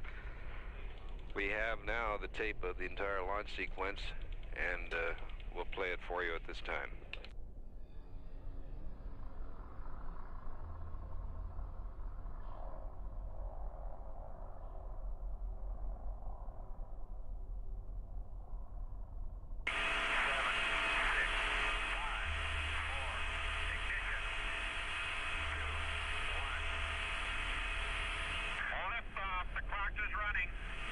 Roger, clock.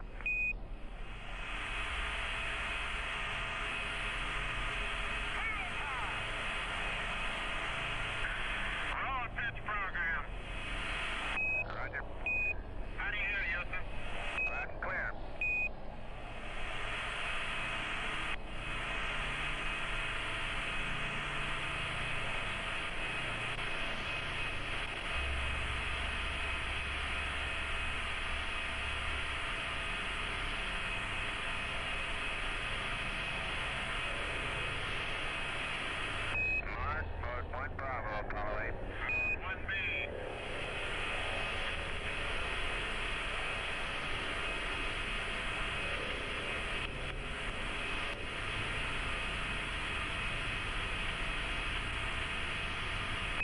You're looking good. Roger.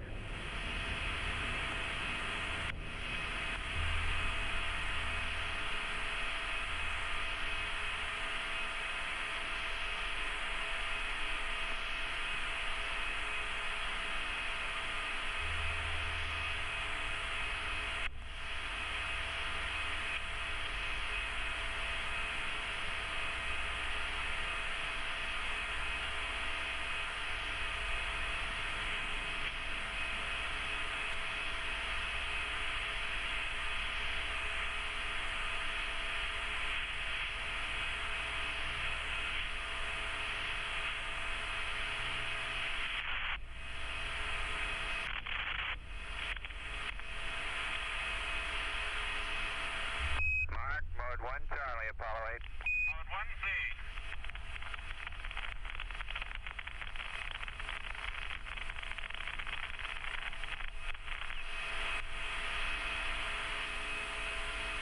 Apollo 8 Houston, you are go for staging, over.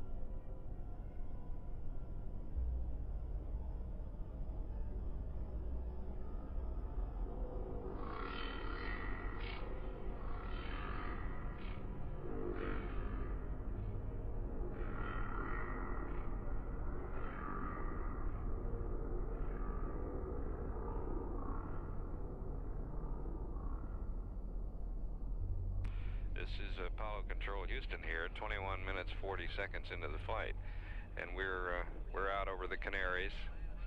A crew, which sounds like strictly business. Its main spokesman during this pass, in the last minute or two, has been Jim Lovell, and we now begin that very anxious business of making sure that all the systems are settled down and calibrating them. And from all appearances, they certainly are. The first one, a major concern, of course, is the platform alignment. Right now, we think we see something on the order of a 0.2 hundredths or 2/10 of a degree out of alignment, which is nothing at all. That's alignment. The communication has been nothing short of outstanding. I don't recall a time when the communication from a simulator was as sharp and as clear as it is today from this spacecraft. Here's how the conversation is going as we proceed across the Canary Islands. Apollo 8 Houston, through the Canaries. How do you read? You're loud and clear, Houston, over the Canaries. Good, you're loud and clear too. How's it going? Fine. We seem to be going right along very well. We noticed about a 10-pound delta P between the oxygen fuel and the SPS flow. Apollo 8 Houston, that is normal. That's just about what we expected. Over. Roger. Standing by for the main rig. Okay, main rig, V valve closed. Apollo 8 Houston, say again. Negative, but we didn't see anything. Go ahead, Houston. Oh, I think you were transmitting. Jim was transmitting. Disregard. Roger, sorry. Apollo 8 Houston. Go ahead, Houston, Apollo 8. Roger, you have 1 minute to LOS Canaries. Everything is looking good on board both the spacecraft and the S-4B. We'll see you over Tananarive at 37 minutes. Over. Roger, thank you, Houston, Apollo 8.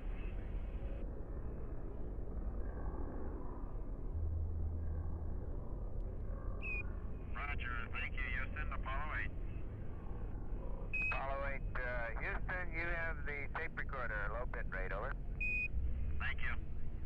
You're welcome.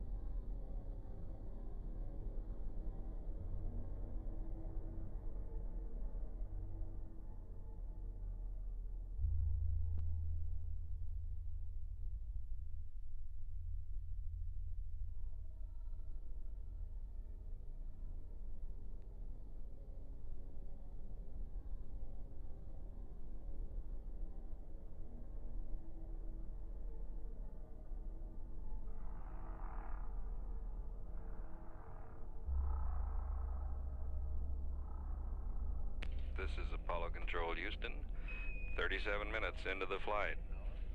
And we are standing by. We expect to contact the crew just momentarily through the Tananarive station. The surgeon reports during the launch phase, Frank Borman had a peak heart rate of 130 beats per second. That's fairly early on in the mission. 130 was his max. And now we have acquired the crew. Let's cut to the crew. Still have you 103 by 99 on your orbit from our low-speed data, and everything's looking very good. Over. Roger, thank you.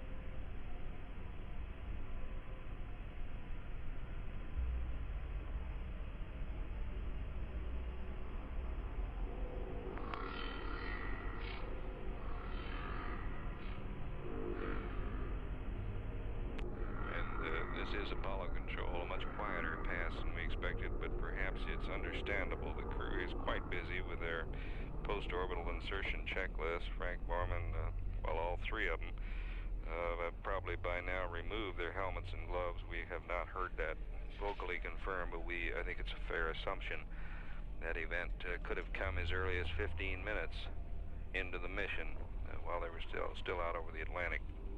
Borman would be probably now mounting a sighting instrument in his window. Lovell is working with his navigation equipment. He has to jettison the cover off his optics through which he observes stars and horizons. And Anders performs a wide variety of systems tests, looks at all of his major systems, and does a quick check on his fuel cell purging operation. So it's safe to assume the crew's very busy. Again, Borman's heart rate, we had him on the biomed loop during launch. The peak rate was 130. We've confirmed to the crew that the orbit we gave them shortly after insertion, 103 by 99, stacks up and refines to be a good and acceptable and a stable orbit.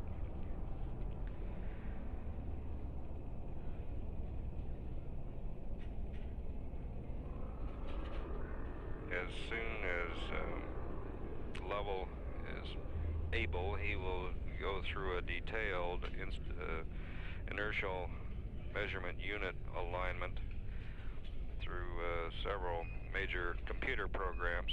Now we're cutting back to some talk with the crew. Let's switch to that. We have 1 minute to LOS to Nannery. We'll see you again over Carnarvon at 5209er, over. We do have the optics coverage jettison, but everything seems to be going fine. Roger, optics coverage jettison, thank you.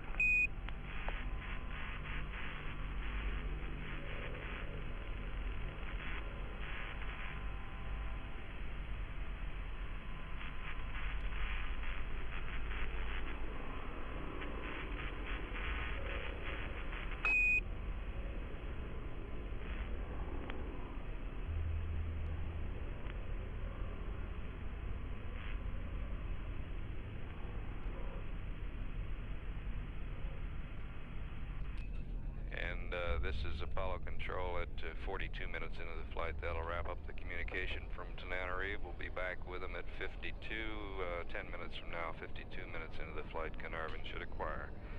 This is Apollo Control, Houston.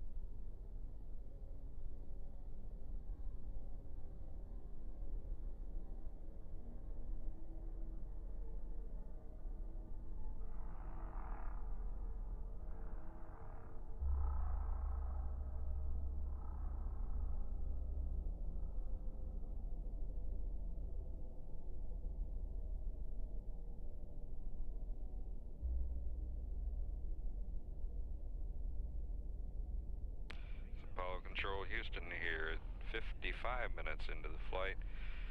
We have switched our biomed harness selector to Bill Anders, and we're watching him breathe and watching his heartbeat here on the scope. And we've also put in an establishing call with the crew. There's been no flood of conversation since that point, but let's establish it in any case and come back when we have something more. Let's hear the tape. Apollo 8 Houston. All right, you're loud and clear. All right, loud and clear over Carnarvon. We'd like to take the DSV away from you for a second. Roger, go ahead. Thank you.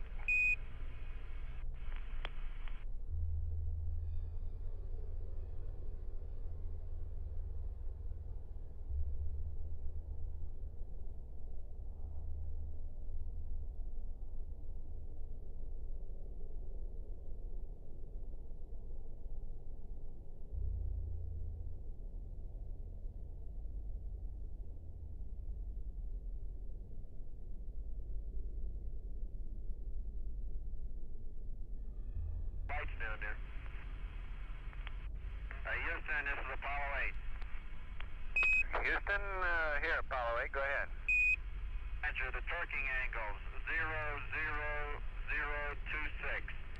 That's plus 00026, plus 00035, plus 00119.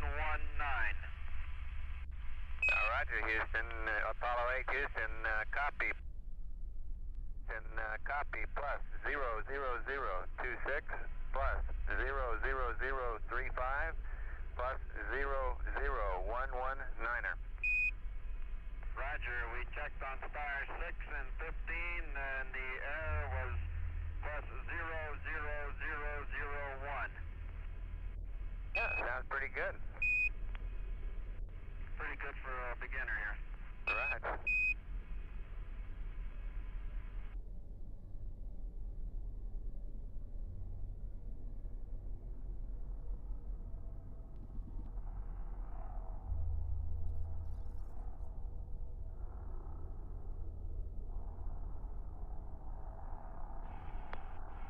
Apollo 8, Houston.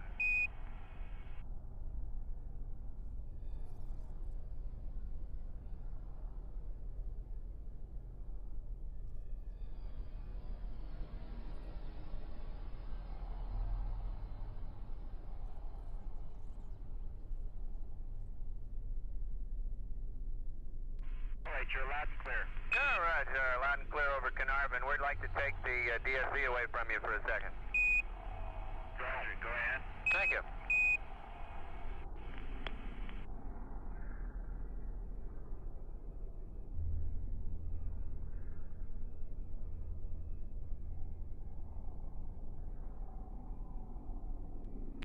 And this is Apollo Control, Houston. You heard Mike Collins say we want to take the DSE away from you. That's the onboard tape recorder. The ground wanted to check its function, and it's proceeding to as the spacecraft moves across southern Australia via Honeysuckle, a station in eastern Australia. We should have additional communications, and we'll just stand by for those.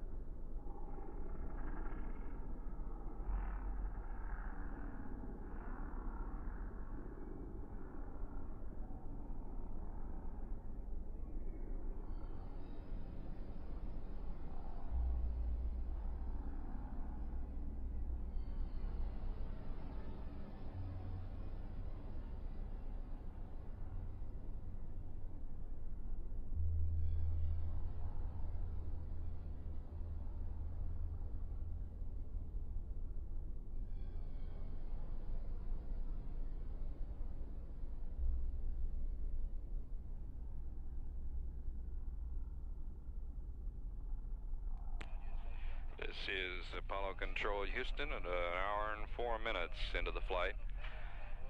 Over the last couple of minutes, we've been had a little whisper of a problem here through the Honeysuckle station in Australia. It has been fixed, but the problem was the crew was not receiving us on the relay through Honeysuckle. We could hear them loud and clear, but they were not receiving us, and it was a period of about 2 minutes there where they advised us several times of certain readings, obviously broadcasting in the blind and not getting the confirming information back from our capsule communicator. Mike Collins here. The problem has been cleared up, I want to emphasize. Hawaii this morning is received for the first time a live television picture of the launch, and we understand, talking with some people out in the station at Pearl Harbor, that they're quite enthusiastic about it, and they plan to go out and try to watch the TLI burn, which is to occur at 2 hours and 50 minutes. It should occur almost directly over Hawaii and under ideal lighting arrangements. The local time will be about 5:55 to 6 a.m. Darkness down on Earth and just the first faint streaks of dawn.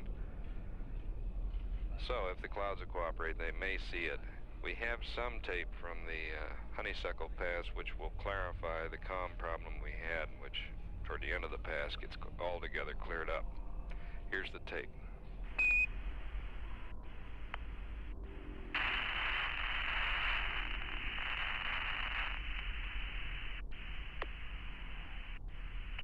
Hello, Houston, Apollo 8, how do you read? You're loud and clear, Apollo 8, Houston here. Apollo 8, Houston, you're loud and clear, over. How do you read? Apollo 8, Houston, loud and clear, over. Houston, Apollo 8, how do you read? Reading you loud and clear, Bill, how me?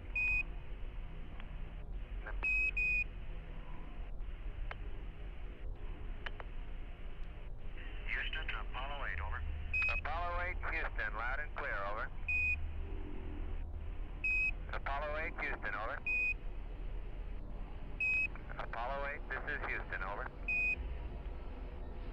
Apollo 8, this is Houston, over. Apollo 8, this is Houston, over. Houston, Apollo 8 on S-band, if you read everything is go. Roger, understand, Apollo 8. Apollo 8, this is Houston, over. Roger, Houston, read you loud and clear. We're reading you loud and clear also, Bill. The problem here over Honeysuckle has been on the ground. Your spacecraft equipment is all working fine. We're going to have LOS in about a minute, and we'll pick you up over Guaymas at 1:28:13, over. Roger, 1:28:13, thank you. Roger. We're giving the DSC back to you, Apollo 8. Roger, thank you.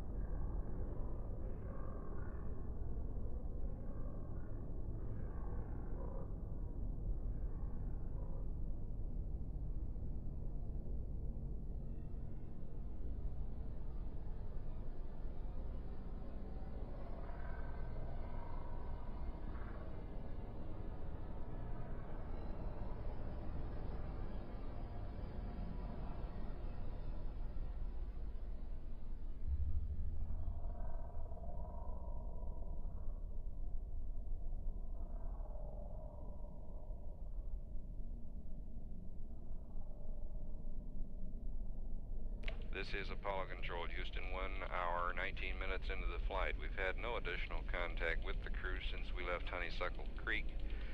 And before we reach the States, we want to play for the second time for the broadcast pool the liftoff tape through about 5 minutes. Through some technical difficulty, it was missed the first time around, so now we're going to repeat both the picture and the audio track on the early minutes of liftoff. And I'm sure other members of the media in the newsroom will understand. Could you roll the tape, please?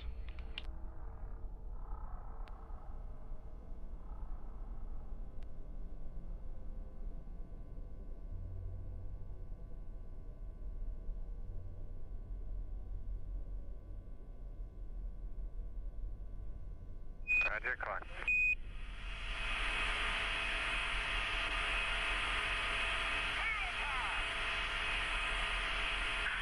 Roll and pitch program. Roger. How do you hear, Houston? Loud and clear.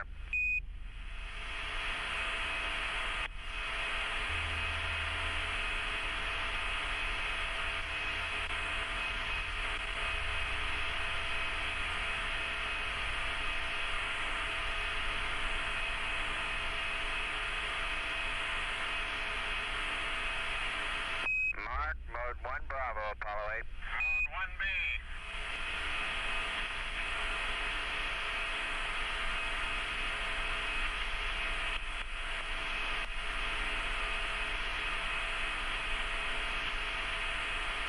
Apollo 8, you're looking good. Roger.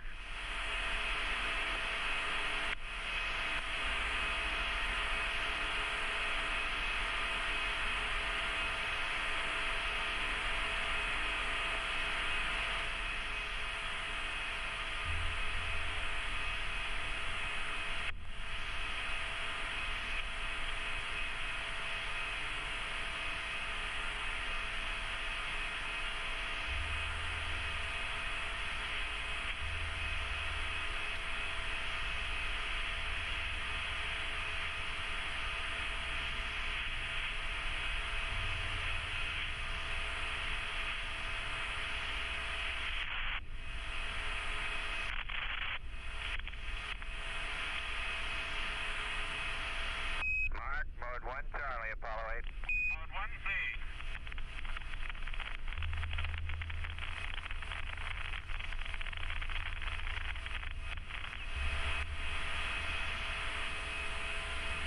Apollo 8 Houston, you are go for staging, over.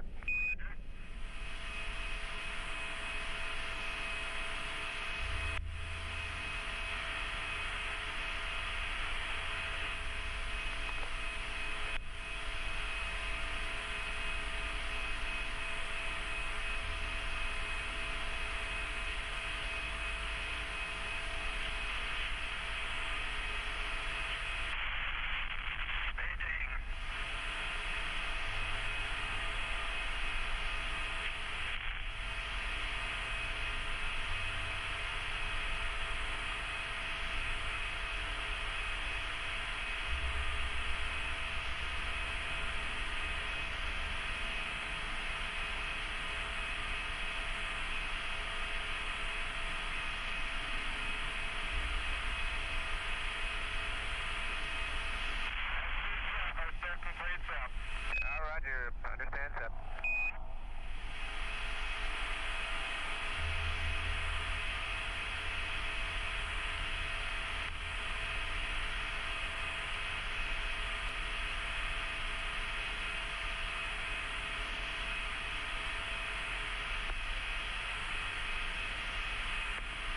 Houston, how do you read Apollo 8?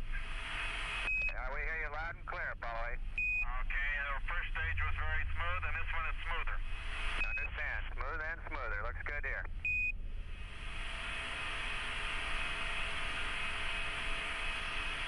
Apollo 8 Houston, your trajectory and guidance are go, over. Thank you, Houston. Apollo 8.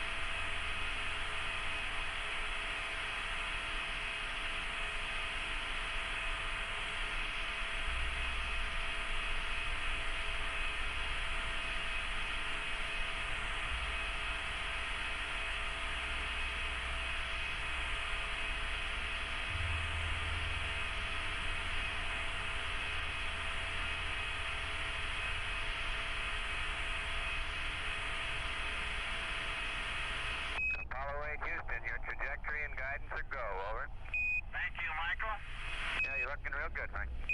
Very good.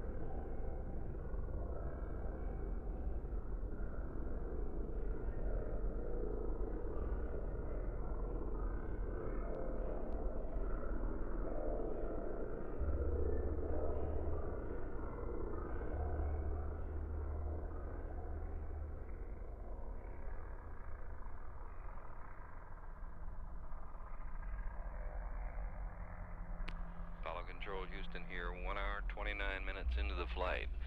And the first call from Mike Collins to Apollo 8 has gone out as yet without response. This will be, this pass across the states, this time should last 15 to 20 minutes, will be a major checkpoint on all the systems, particularly that guidance and navigation system. Jim Love will be a very busy boy. And so will Frank Borman in ensuring that all the checks are accurate. In the course of it, Bill Anders is to perform a backup communications check, switching to alternate channels should anything develop or go wrong in the primary communications mode. And as the spacecraft moves across the Atlantic, the crew then will proceed into their trans-lunar injection checklist in preparation for the burn on the next rev.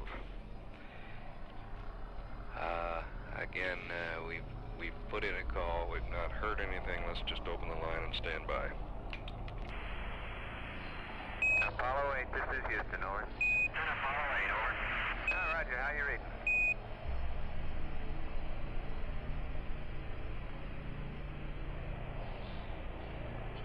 Apollo 8, this is Houston, over. Roger, Houston, Apollo 8, standing by for a go for the backup comm check, over. Oh, Roger, stand by one, Bill.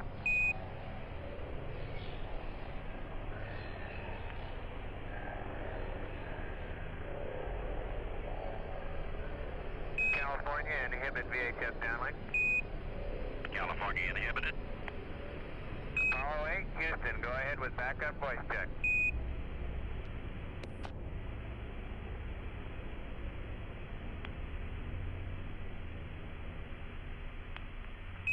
Apollo 8, this is Houston. Go ahead with backup voice check, over.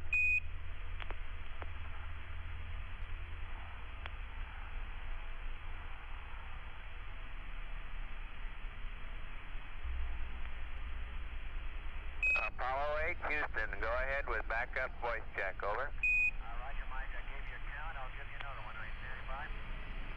Roger, standing by. Roger, it's Apollo 8. Backup voice. 1, 2, 3, 4, 5, 5, 4, 3, 2, 1. Over. Roger, Bill. Reading you weak but clear. Go ahead with normal S-band voice check. Roger.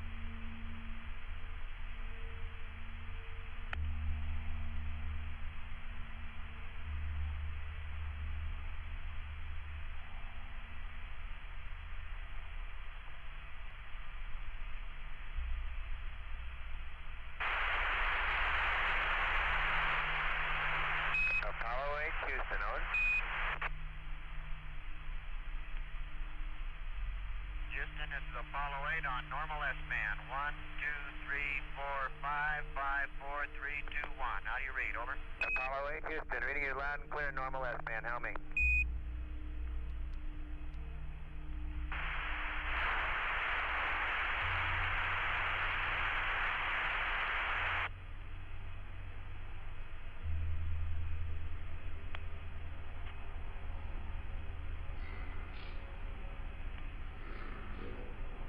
Apollo 8, Houston, reading you loud and clear on normal S-band. How me, over.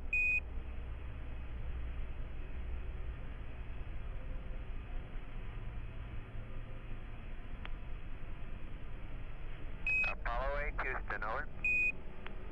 Roger, Houston. This is Apollo 8 reading you loud and clear on normal. Roger, reading you loud and clear on normal S-band. How me? Here.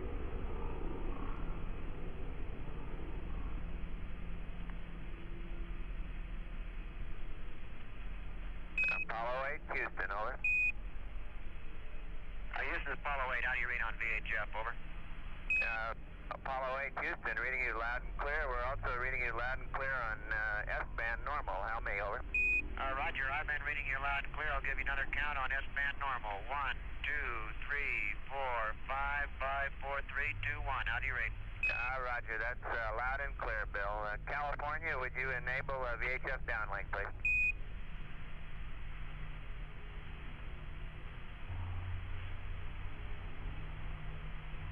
California enable. That's Bill Anders and Mike Collins doing those voice checks.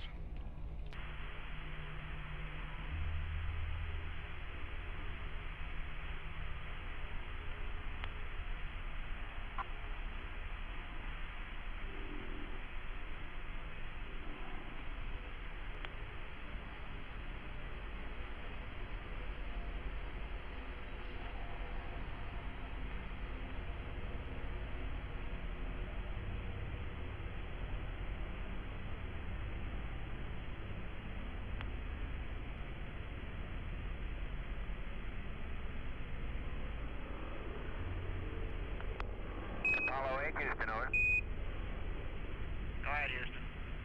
Roger, we are going to rewind your tape recorder, and we have the TLI plus 90 and TLI plus 4-hour pads at your convenience, over.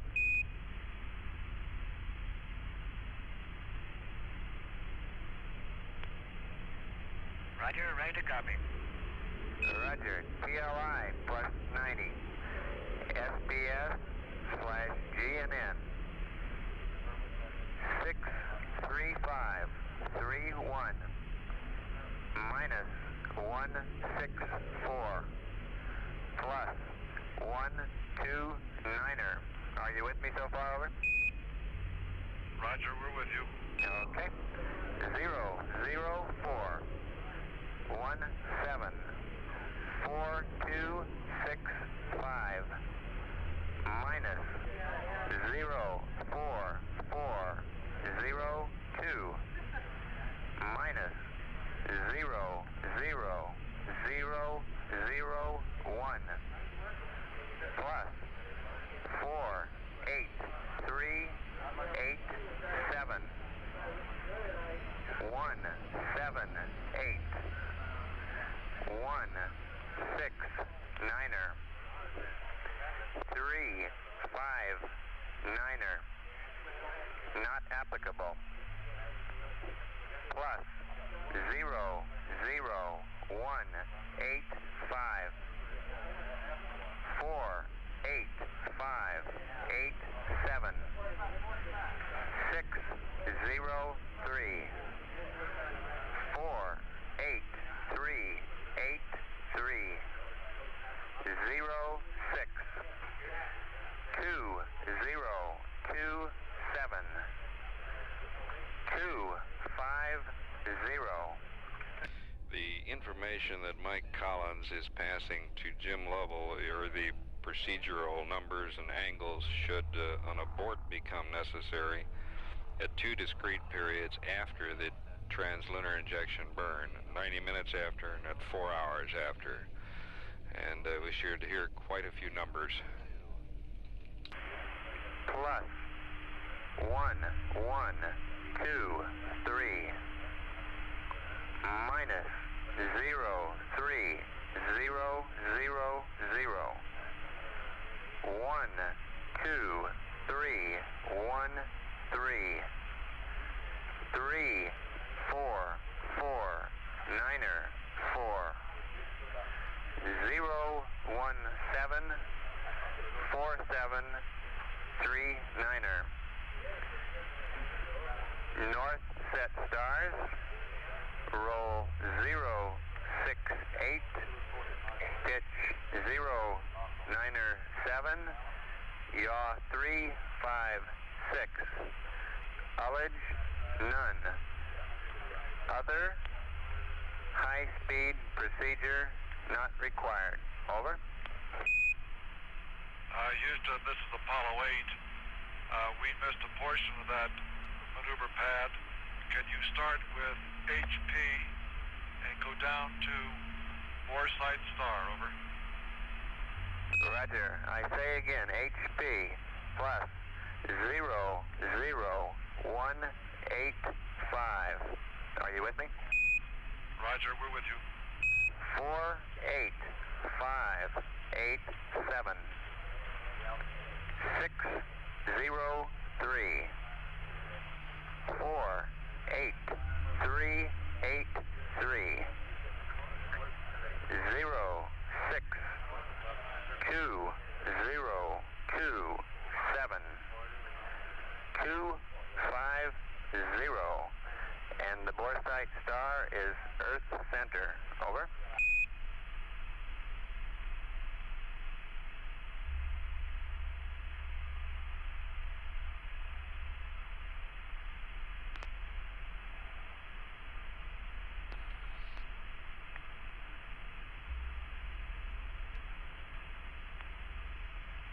Apollo 8, Houston, did you copy?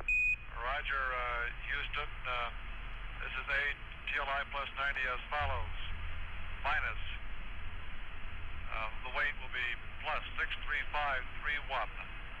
Minus 164 plus 129 004 17 4265 minus 04402 minus 0001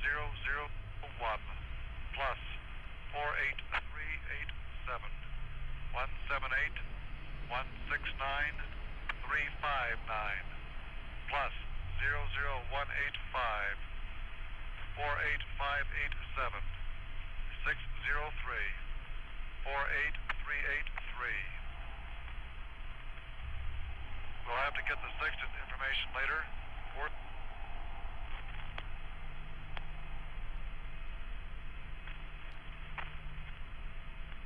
123 minus 030.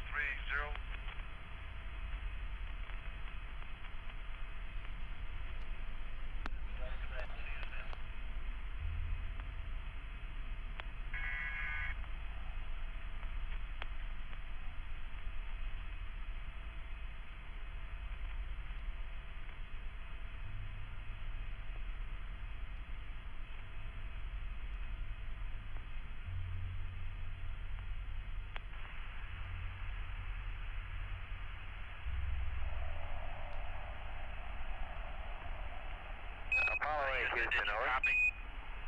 Apollo 8, Houston, we're picking you up now over Bermuda. I did not copy your readback after Delta VC. That was the last quantity I received. Roger, Houston, can you give us the sextant information again, please? The sextant star information?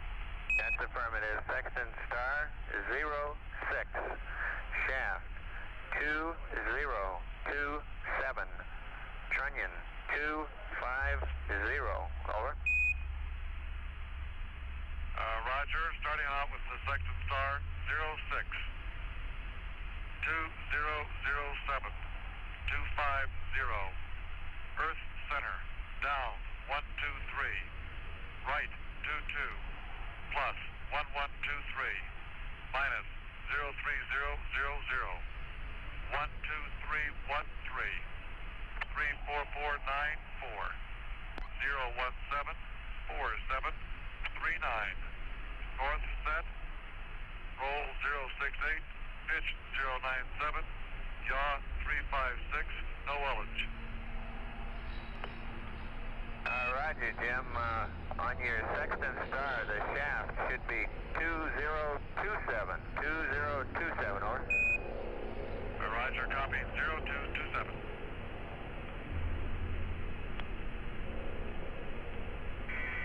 Apollo 8, Houston, would you go to Pooh and accept, please? We want to send up the state vector.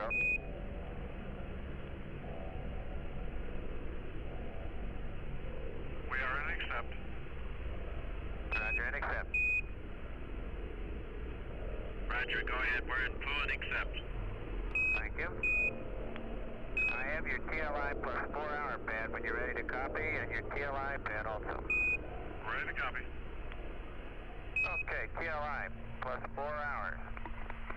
SPS/GNN. Weight is still 63531 is printed. Pitch and yaw minus 164 and plus 129er. Are you with me so far? We're with you. GTI 006 47 2779er minus 015 4 plus 00000 plus 52885 178 155 000 not applicable plus 00192 529er 09er. Are you with me? Apollo 8 Houston, over.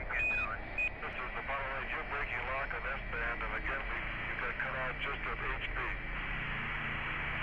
Okay, HP plus 00192 529er 09er 627 526 4. Are you with me, over?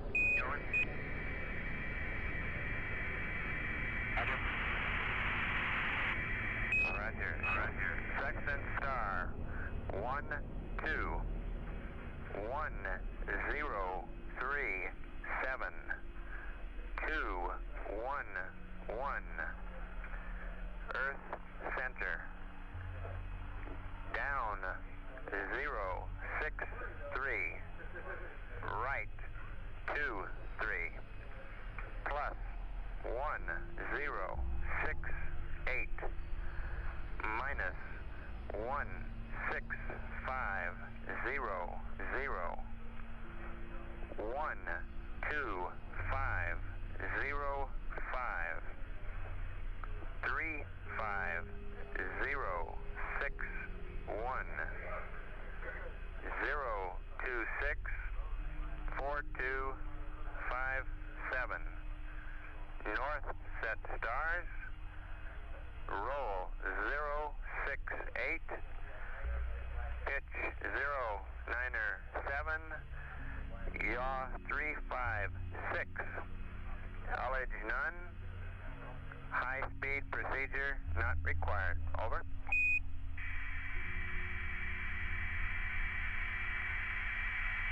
Roger, Houston, TLI plus 4.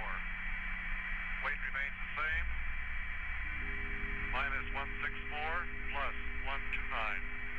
006 47 2779 minus 01594 plus all balls plus 52885 178 155 000 NA plus 00192 52909 627 52694 12 1037 211 Earth center down 063 right 2.3 plus 1068. And this is Apollo Control Houston here. While we're still in communication via the Vanguard, I wanted to pass on to you some real-time telemetry we're getting on a few cabin functions. The cabin pressure has been holding at a rock-steady 5.2 pounds per square inch since launch. We've switched now to the biomed harness over to Jim Lovell in the center couch. And his heart has been running at around 69 to 70 beats per minute. He's breathing at a very steady 20 to 25 respirations per minute. He's been doing a lot of talking, doing a lot of writing down there, trying to copy all those numbers. The cabin temperature is a very comfortable 62 degrees. All the other sources, the oxygen pressure is still slightly more than 100%. We normally launched about 105 to 106%. It's showing 104%. All other sources in the cabin, in the biomed area, look quite good. And let's go back now and hear even more numbers as we complete this TLI abort information. 091, yaw 001. Comments, TLI plus 10-minute abort attitude is 199 degrees, and I don't believe you got time to read that back. We'll see you over the Canaries at 150 GET. Adios.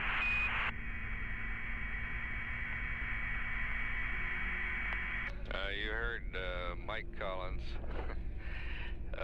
after a conversation that started at 1 hour and 25 minutes into the mission. It's now 1 hour and 40, nearly 1 hour and 50 minutes, to give you some understanding of the extraordinarily long periods that we can hold the spacecraft during these stateside passes. And Mike bobbed that conversation off with an adios and said we'd pick him up in 1 minute over the Canaries. So essentially we've got, well, let's see, on the order of 35 to 40 minutes of continuous communication, starting with Guaymas and running through the Canary station. Let's just leave the circuit up. We'll have them back in just a very few seconds. Apollo 8, Houston, over. Roger, Houston, Apollo 8, reading your line and clear, TLI pad, 24136, 179, 045, 001, 515, 105, 196, 35569, 357, 091, 001. TLI plus 10, abort attitude, 199 on the pitch.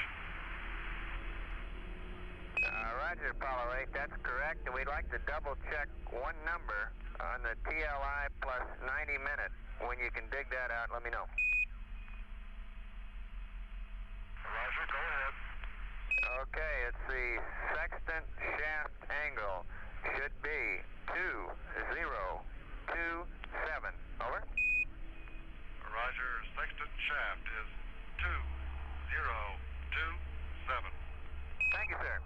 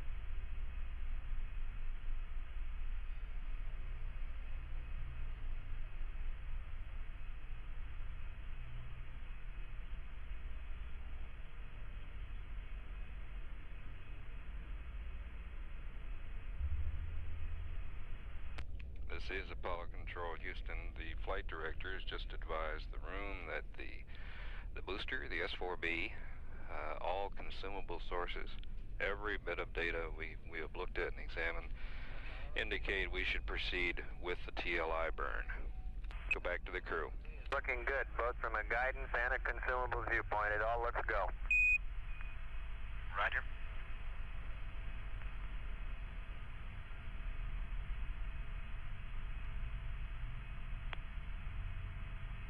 The DSC is all yours, Bill. Thank you.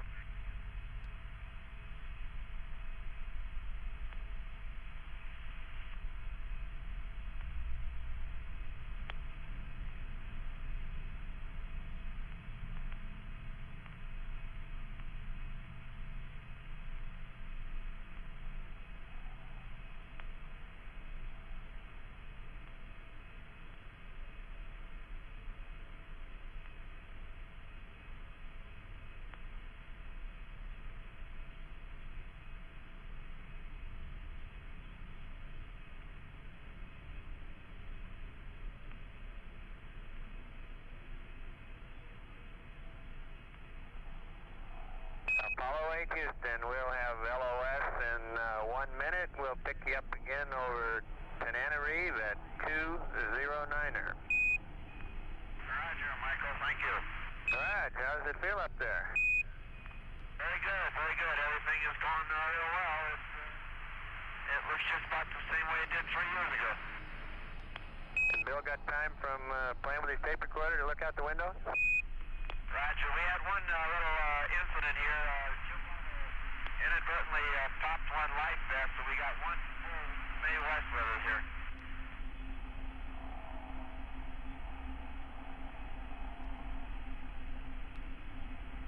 All right, you understand.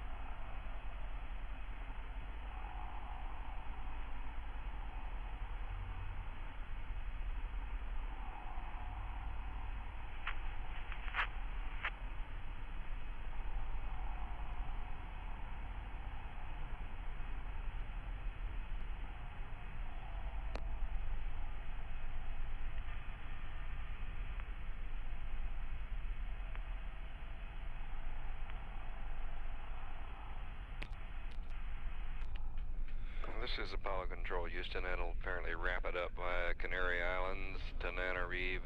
We are due to acquire at 2 hours and 9 minutes into the flight, about 15 minutes from now. You heard in the tag end of that conversation a fairly relaxed Borman commenting on the fact that it looked very much like it did 3 years ago when he and Jim Lovell were flying Gemini 7. And he also reported that inadvertently a Mae West had been inflated. We're not just sure whose Mae West it was, but the supposition here that is that one tank or one side of the life jacket on the command pilot might have been inadvertently triggered, and we're sure it's causing no difficulty, and it'll be deflated and stowed at the proper time with the suits. So we'll be back at Tananarive in about 10 to 12 minutes. This is Apollo Control, Houston.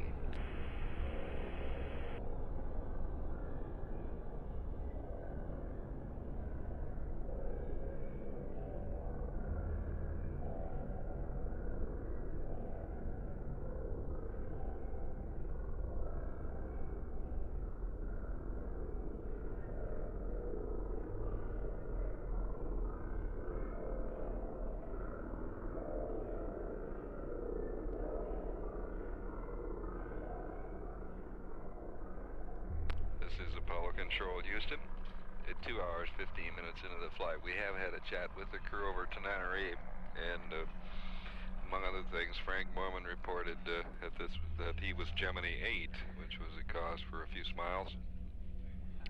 Some wag finally added, "Remember now, you're Gemini 7, not Gemini 8." And here's how the conversation went. Apollo 8, Houston, through Tenerife, over. All right, here, Apollo 8. We don't have anything for you. We're just standing by. Looking good. Thank you.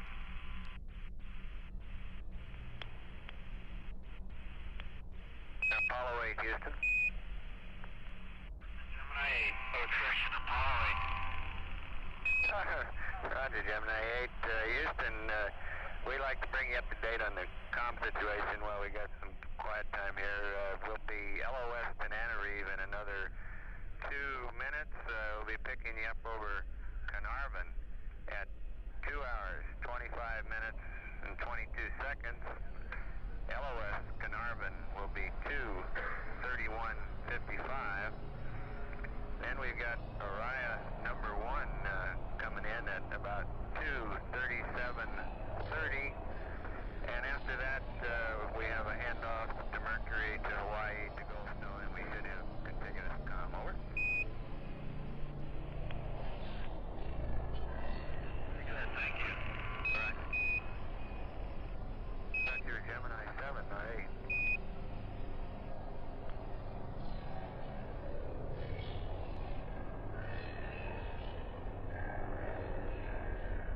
And that wrapped up the conversation via Tenerife. We'll be back at standby 1 here, 2 hours, 25 minutes, 8 minutes from now via Carnarvon.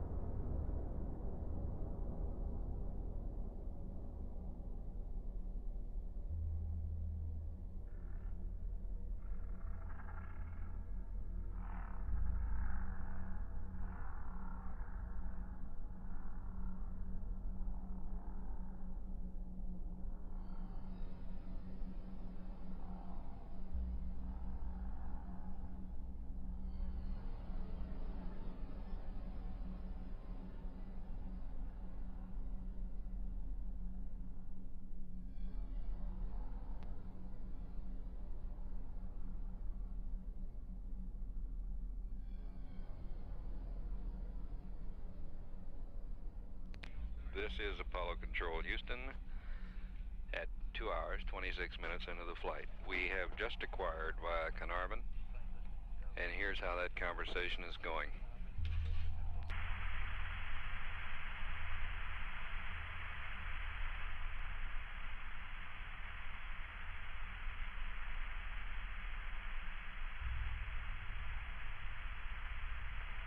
Apollo 8, Houston.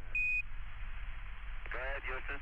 Apollo 8, you are go for TLI. Over. Roger, understand. We're go for TLI.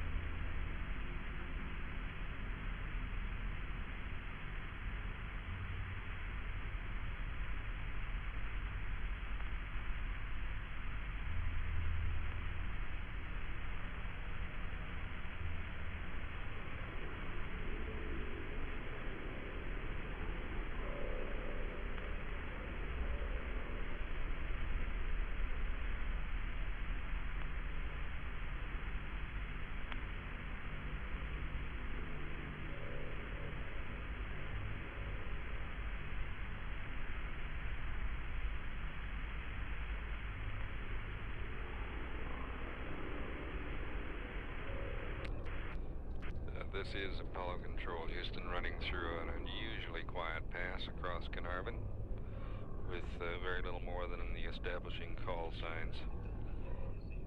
Our orbital digitals, which we're reading out from Australian sites, show that the present velocity is 25,569 feet per second, showing an apogee of 105.5 nautical miles. And our translunar injection burn will have the effect. Here's some comm going up. Let's catch up with it. Roger, we'll have LOS in about 30 seconds, and we'll pick you up over Orion 1 at 2:37.5. Roger.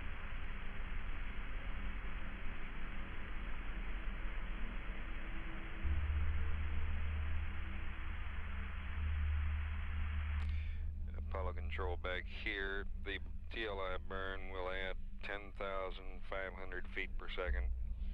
Perhaps a foot or two more per second than that, but that's very close. 10,500 feet per second to the present 25,570. And the duration of the burn will be slightly more than 5 minutes. It is to occur at 2 hours and 50 minutes into the flight. Have a combination of stations will be seeing it. The ship Mercury will see it. It's parked about 1,000 miles southwest of Hawaii. Hawaii also should see it. And in a very few minutes, as the spacecraft starts away from the Earth, the big dish in Goldstone, California, will acquire. At 2 hours and 33 minutes into the flight, this is Apollo Control, Houston.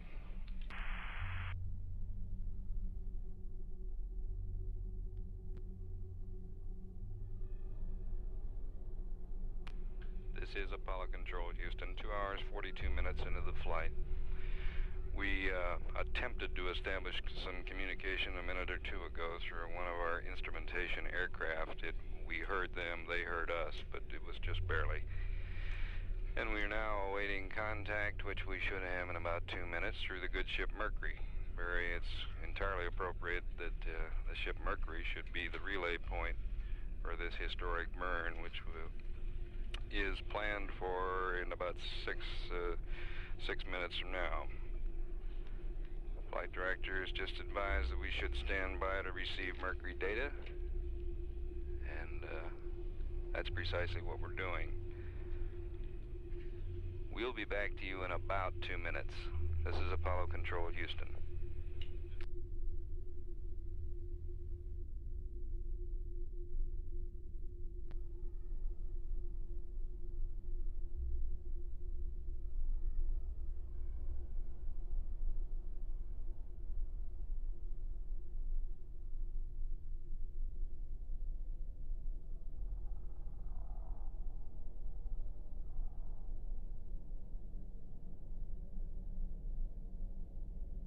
This is Apollo Control, Houston, 2 hours, 45 minutes into the flight. And we now are getting data from the ship Mercury, and everything looks good. The booster has advised that the tanks have repressurized properly, and here goes the first call up to Apollo 8. The Mercury, and you're looking good to us here. Everything looks good. Roger, I understand. Well, O2 flow is a little bit higher than I thought, but Bill says it's just about what he expected. Roger, understand. Your AC flow looks good down here. Thank you.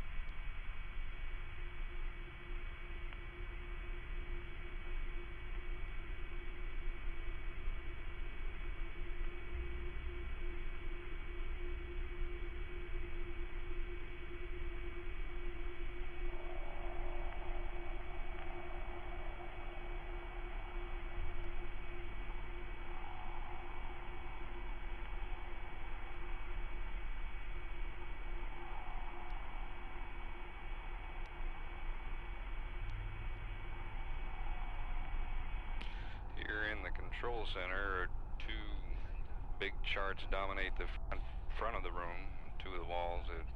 One of us will present the data as it climbs.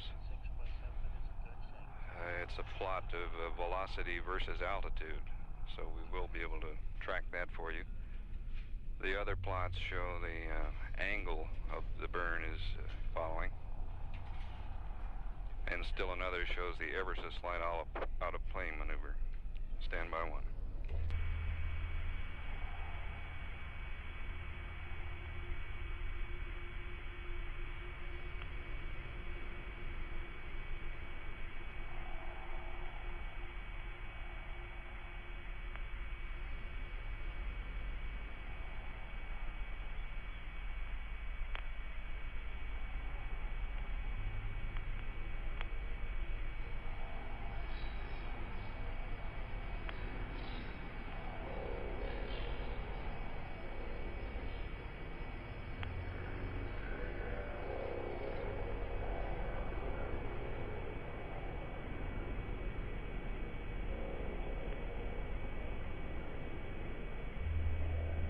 Immediately following the burn, we should get a detailed report on it from Frank Borman.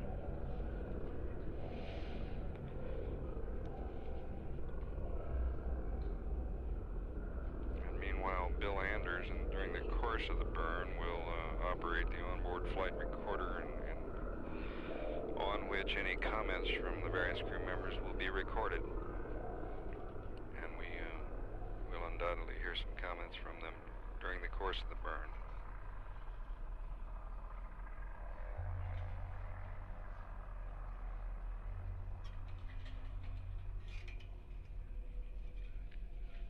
Immediately following the burn, Jim Lovell is to start stowing the many items of camera gear, lenses, mirrors, cables,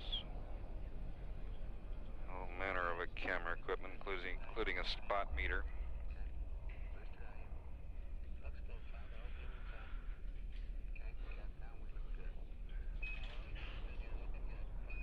And the Apollo 8's been advised once again that they look good for the burn. About every minute, the flight director has pulsed the booster man in this control center to get his status.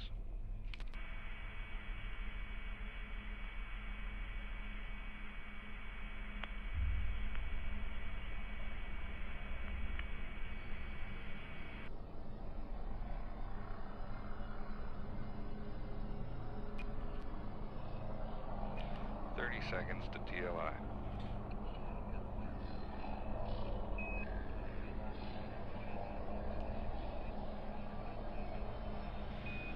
And Mike Collins gives them a mark 20 seconds to ignition.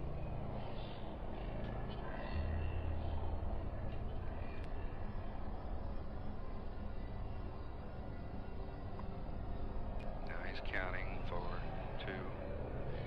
We see ignition.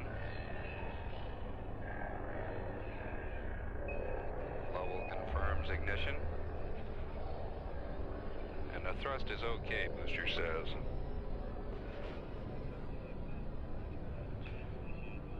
Flight dynamics says we look good, flight. We're watching the thrust build.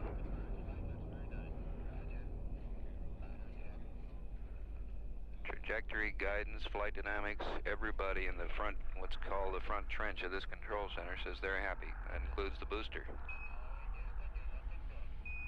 Collins says you're looking good.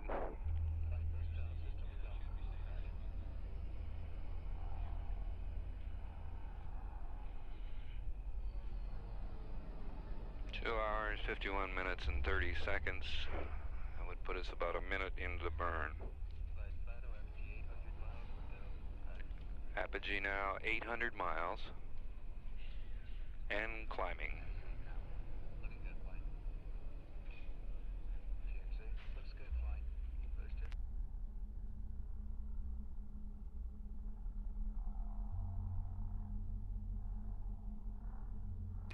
Hawaii confirms that they've got a very solid lock.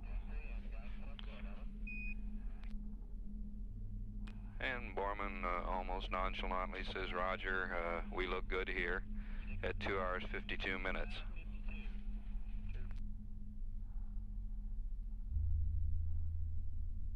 Flight Dynamics says we're exactly nominal.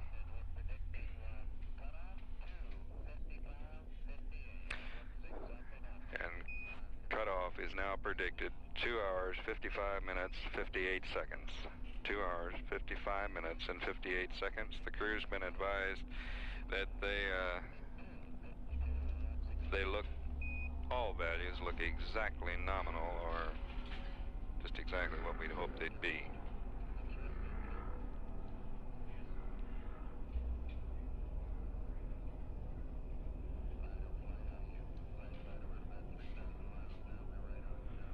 Our present altitude is now about 3,000 miles, and these 3 crew members are traveling faster than man has ever flown before.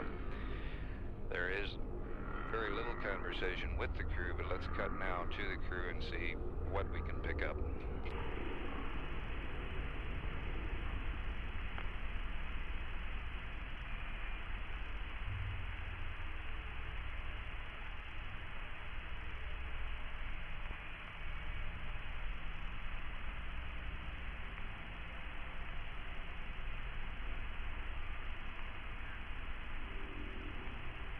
Apollo 8 Houston, you're looking good here, right down the center line. Roger, Apollo 8.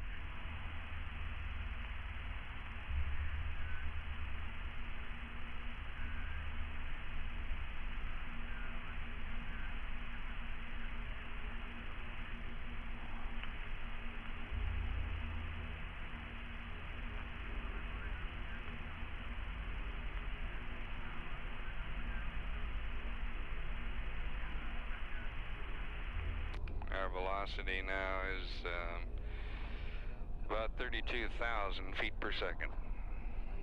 32,000 feet per second.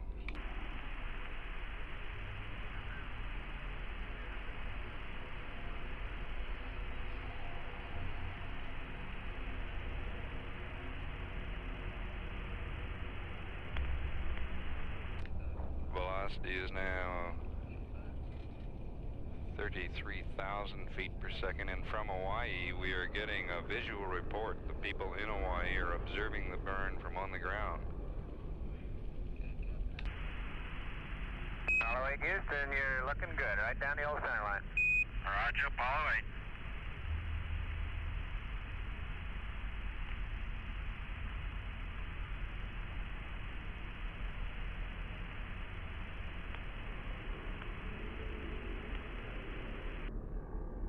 We're about 40 seconds away from cutoff here, and the spacecraft moving at nearly 35,000 feet per second. Cutoff in 30 seconds. Present altitude 35,000 miles.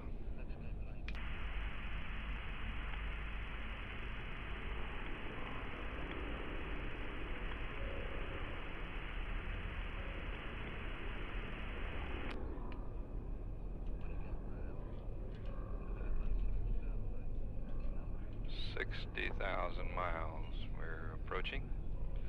We have passed 60,000 miles, and we're very nearly. And Borman says we've got SECO. Cutoff was right on the second.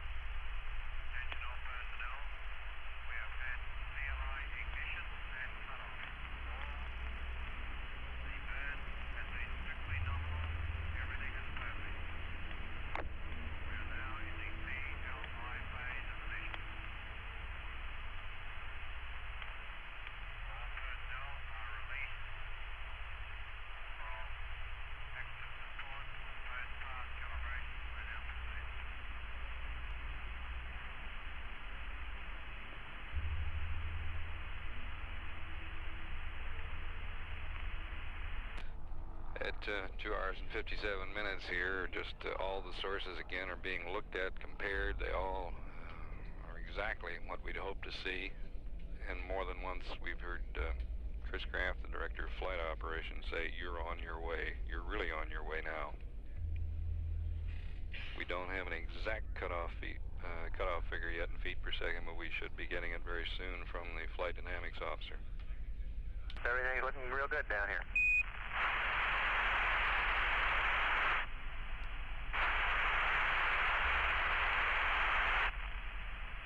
California, inhibit VHF downlink.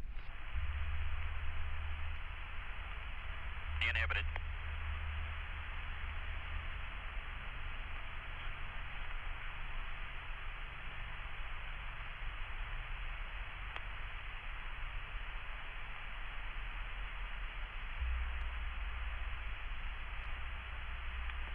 Apollo 8, Houston. Go ahead, Houston, Apollo 8. Now your cutoff looks very good down here. We got a whole room full of people that say you look good. Roger, thank you. The only situation we have here is the O2 is pegged high. O2 flow pegged high. I understand O2 flow high. We'll get you the burn status report here shortly. Roger.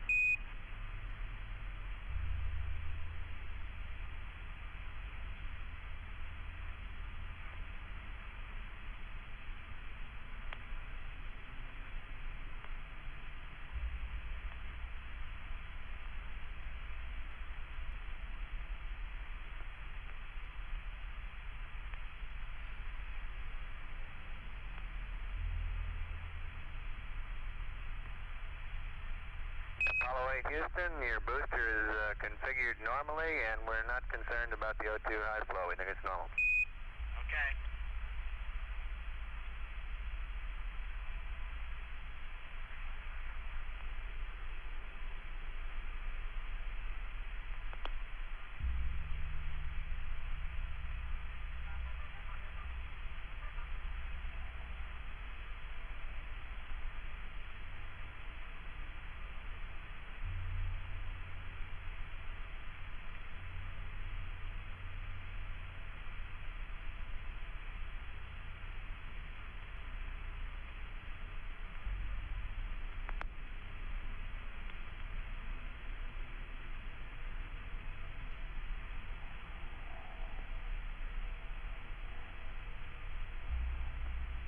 Houston, Apollo 8.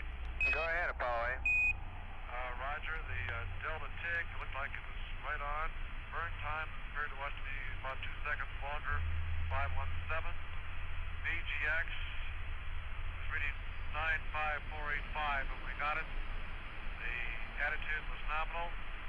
VI was reading 35452 at cutoff. H dot 04552, and H is 01791. Delta BC of the EMS is minus 20.6.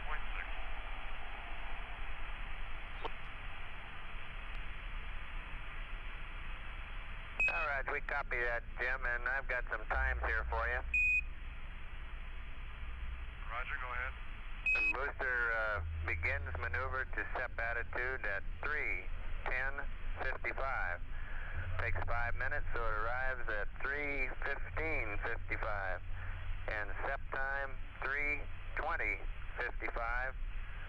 Your SEP attitude, the gimbal angle. This is Apollo Control. We're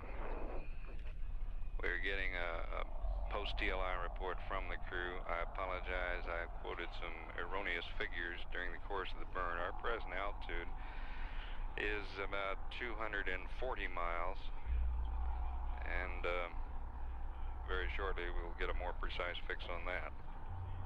I believe in the course of the burn I quoted some figures in thousands of miles, which should have been in thousands of feet. I apologize. Our new displays are getting a good workout, and some of the people reading those new displays are getting a very good workout.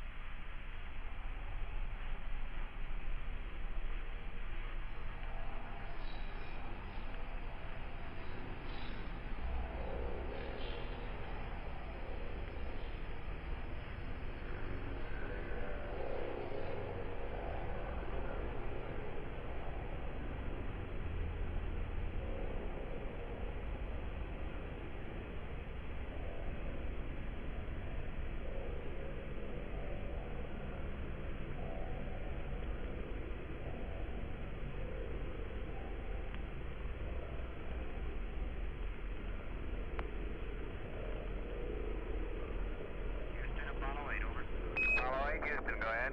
Roger, I'm going to start charging battery B. This is Apollo Control here. We're watching the altitude plot now. Now it's a good solid trace coming to us through Goldstone. We're up to 879 miles. Our present ground elapsed time into the flight is 3 hours, 3 minutes. At the same time, we're already beginning to see the velocity begin to recede slightly. It's down to 32,418 feet per second. And we'll continue to see that slight lowering in the velocity reading and a constant elevation of the apogee.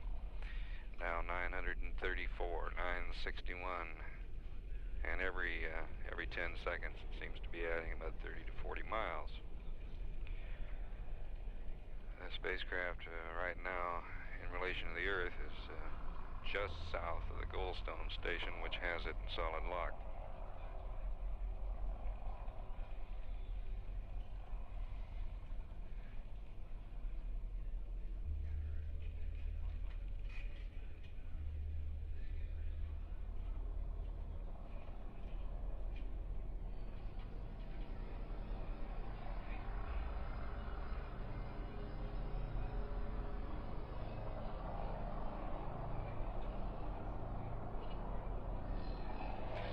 Seeing our first mid-course charts, early estimates of what we'll be working with, numbers at mid-course. And like so many of our data displays, about the time we get locked up on it with our own eyeballs, it moves to another channel. At 3 hours and 5 minutes into the flight, this seems to be a convenient stopping point for the action right now. We'll be back shortly.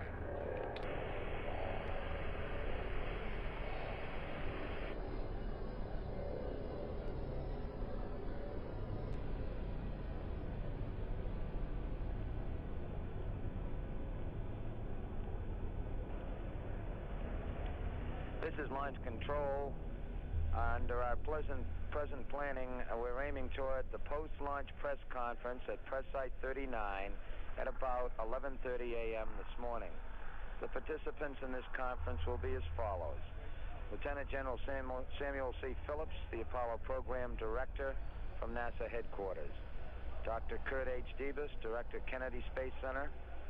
Dr. Werner von Braun, Director, Marshall Space Flight Center. Dr. John Clark, Director, Goddard Space Flight Center. Dr. Robert R. Gilruth is back in Houston. We'll see if arrangements can be made to include Dr. Gilruth in on the conference. 11:30 for the post-launch press conference. This is Launch Control.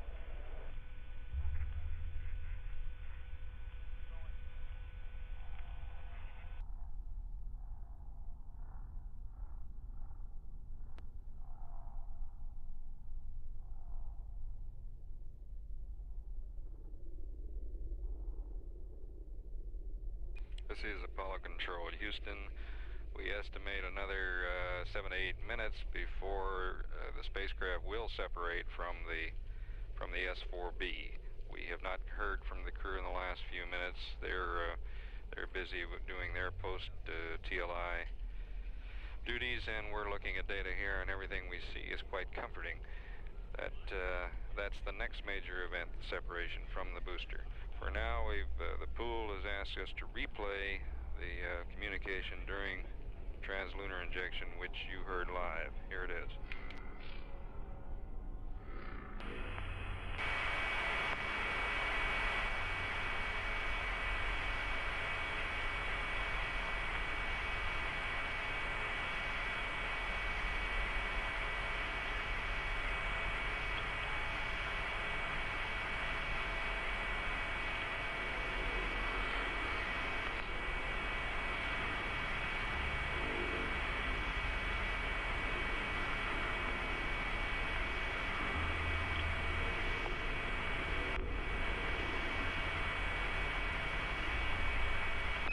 Houston, you're looking good. Roger.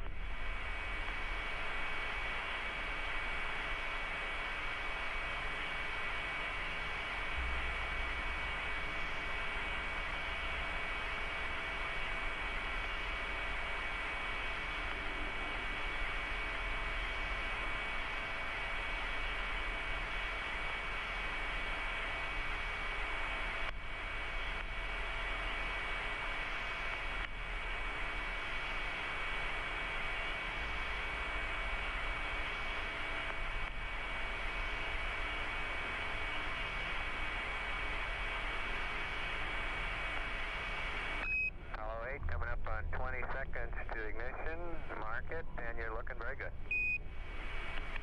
Roger.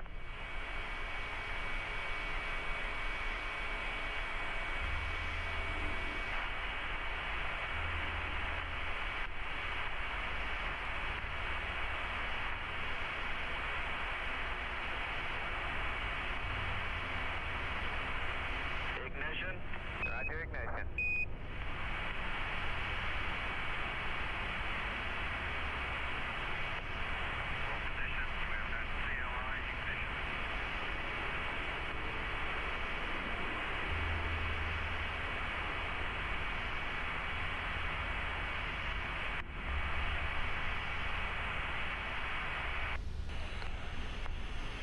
Flight. Go, flight. You look okay? We look go. Okay. Look good, Capcom.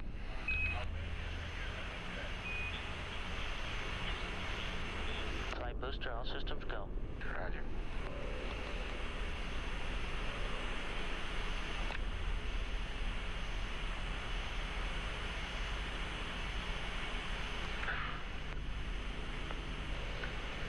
Flight Fido, FG 800 miles, we're go.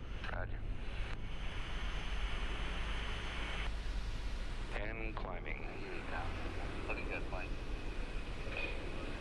CNC, looks good, flight. Booster.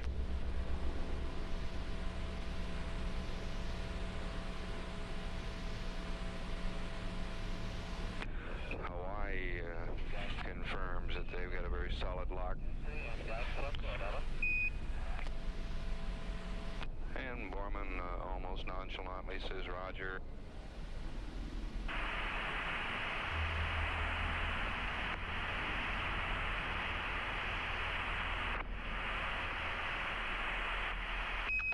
Houston, we're predicting cutoff 2:55:58, and it looks exactly nominal here. Roger.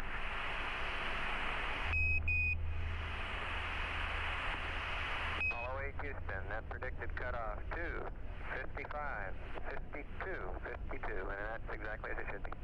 2:55:52.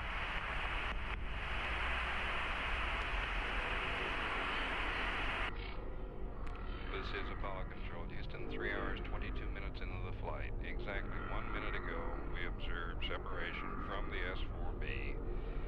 The crew immediately turned around and had a look at the S-4B, and we're watching that pitch attitude right now, and telemetry coming to us over the eastern test range. And as the vehicle climbs, it will, from a flat map projection, appear to swing to the south and west, which of course is a little unusual for our past flights, the Earth orbital tracks, which invariably take us to the east. But we will observe a swing down, starting across the Atlantic and then back across the upper part of South America.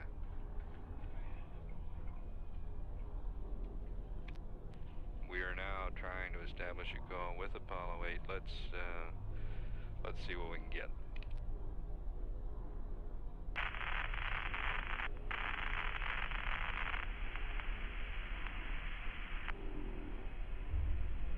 Apollo 8, this is Houston, over.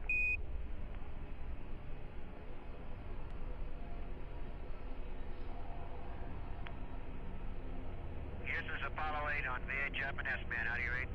You're loud and clear, Bill. How many? Read you loud and clear. We've set. Looking good. Roger, looking good here.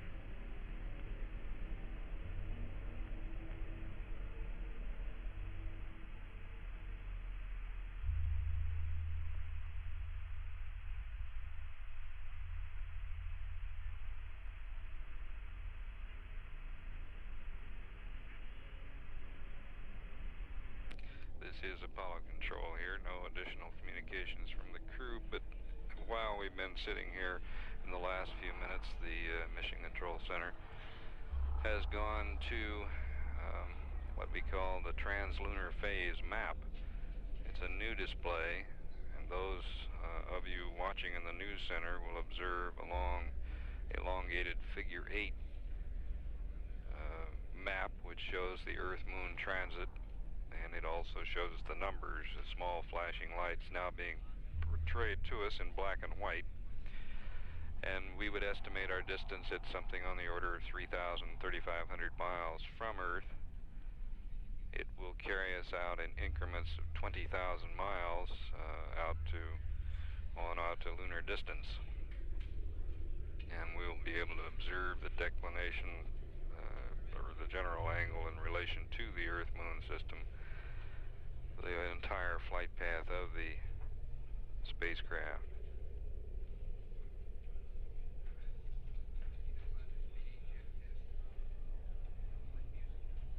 Again, we confirmed S-4B spacecraft separation at about 3 hours, 21 minutes into the flight.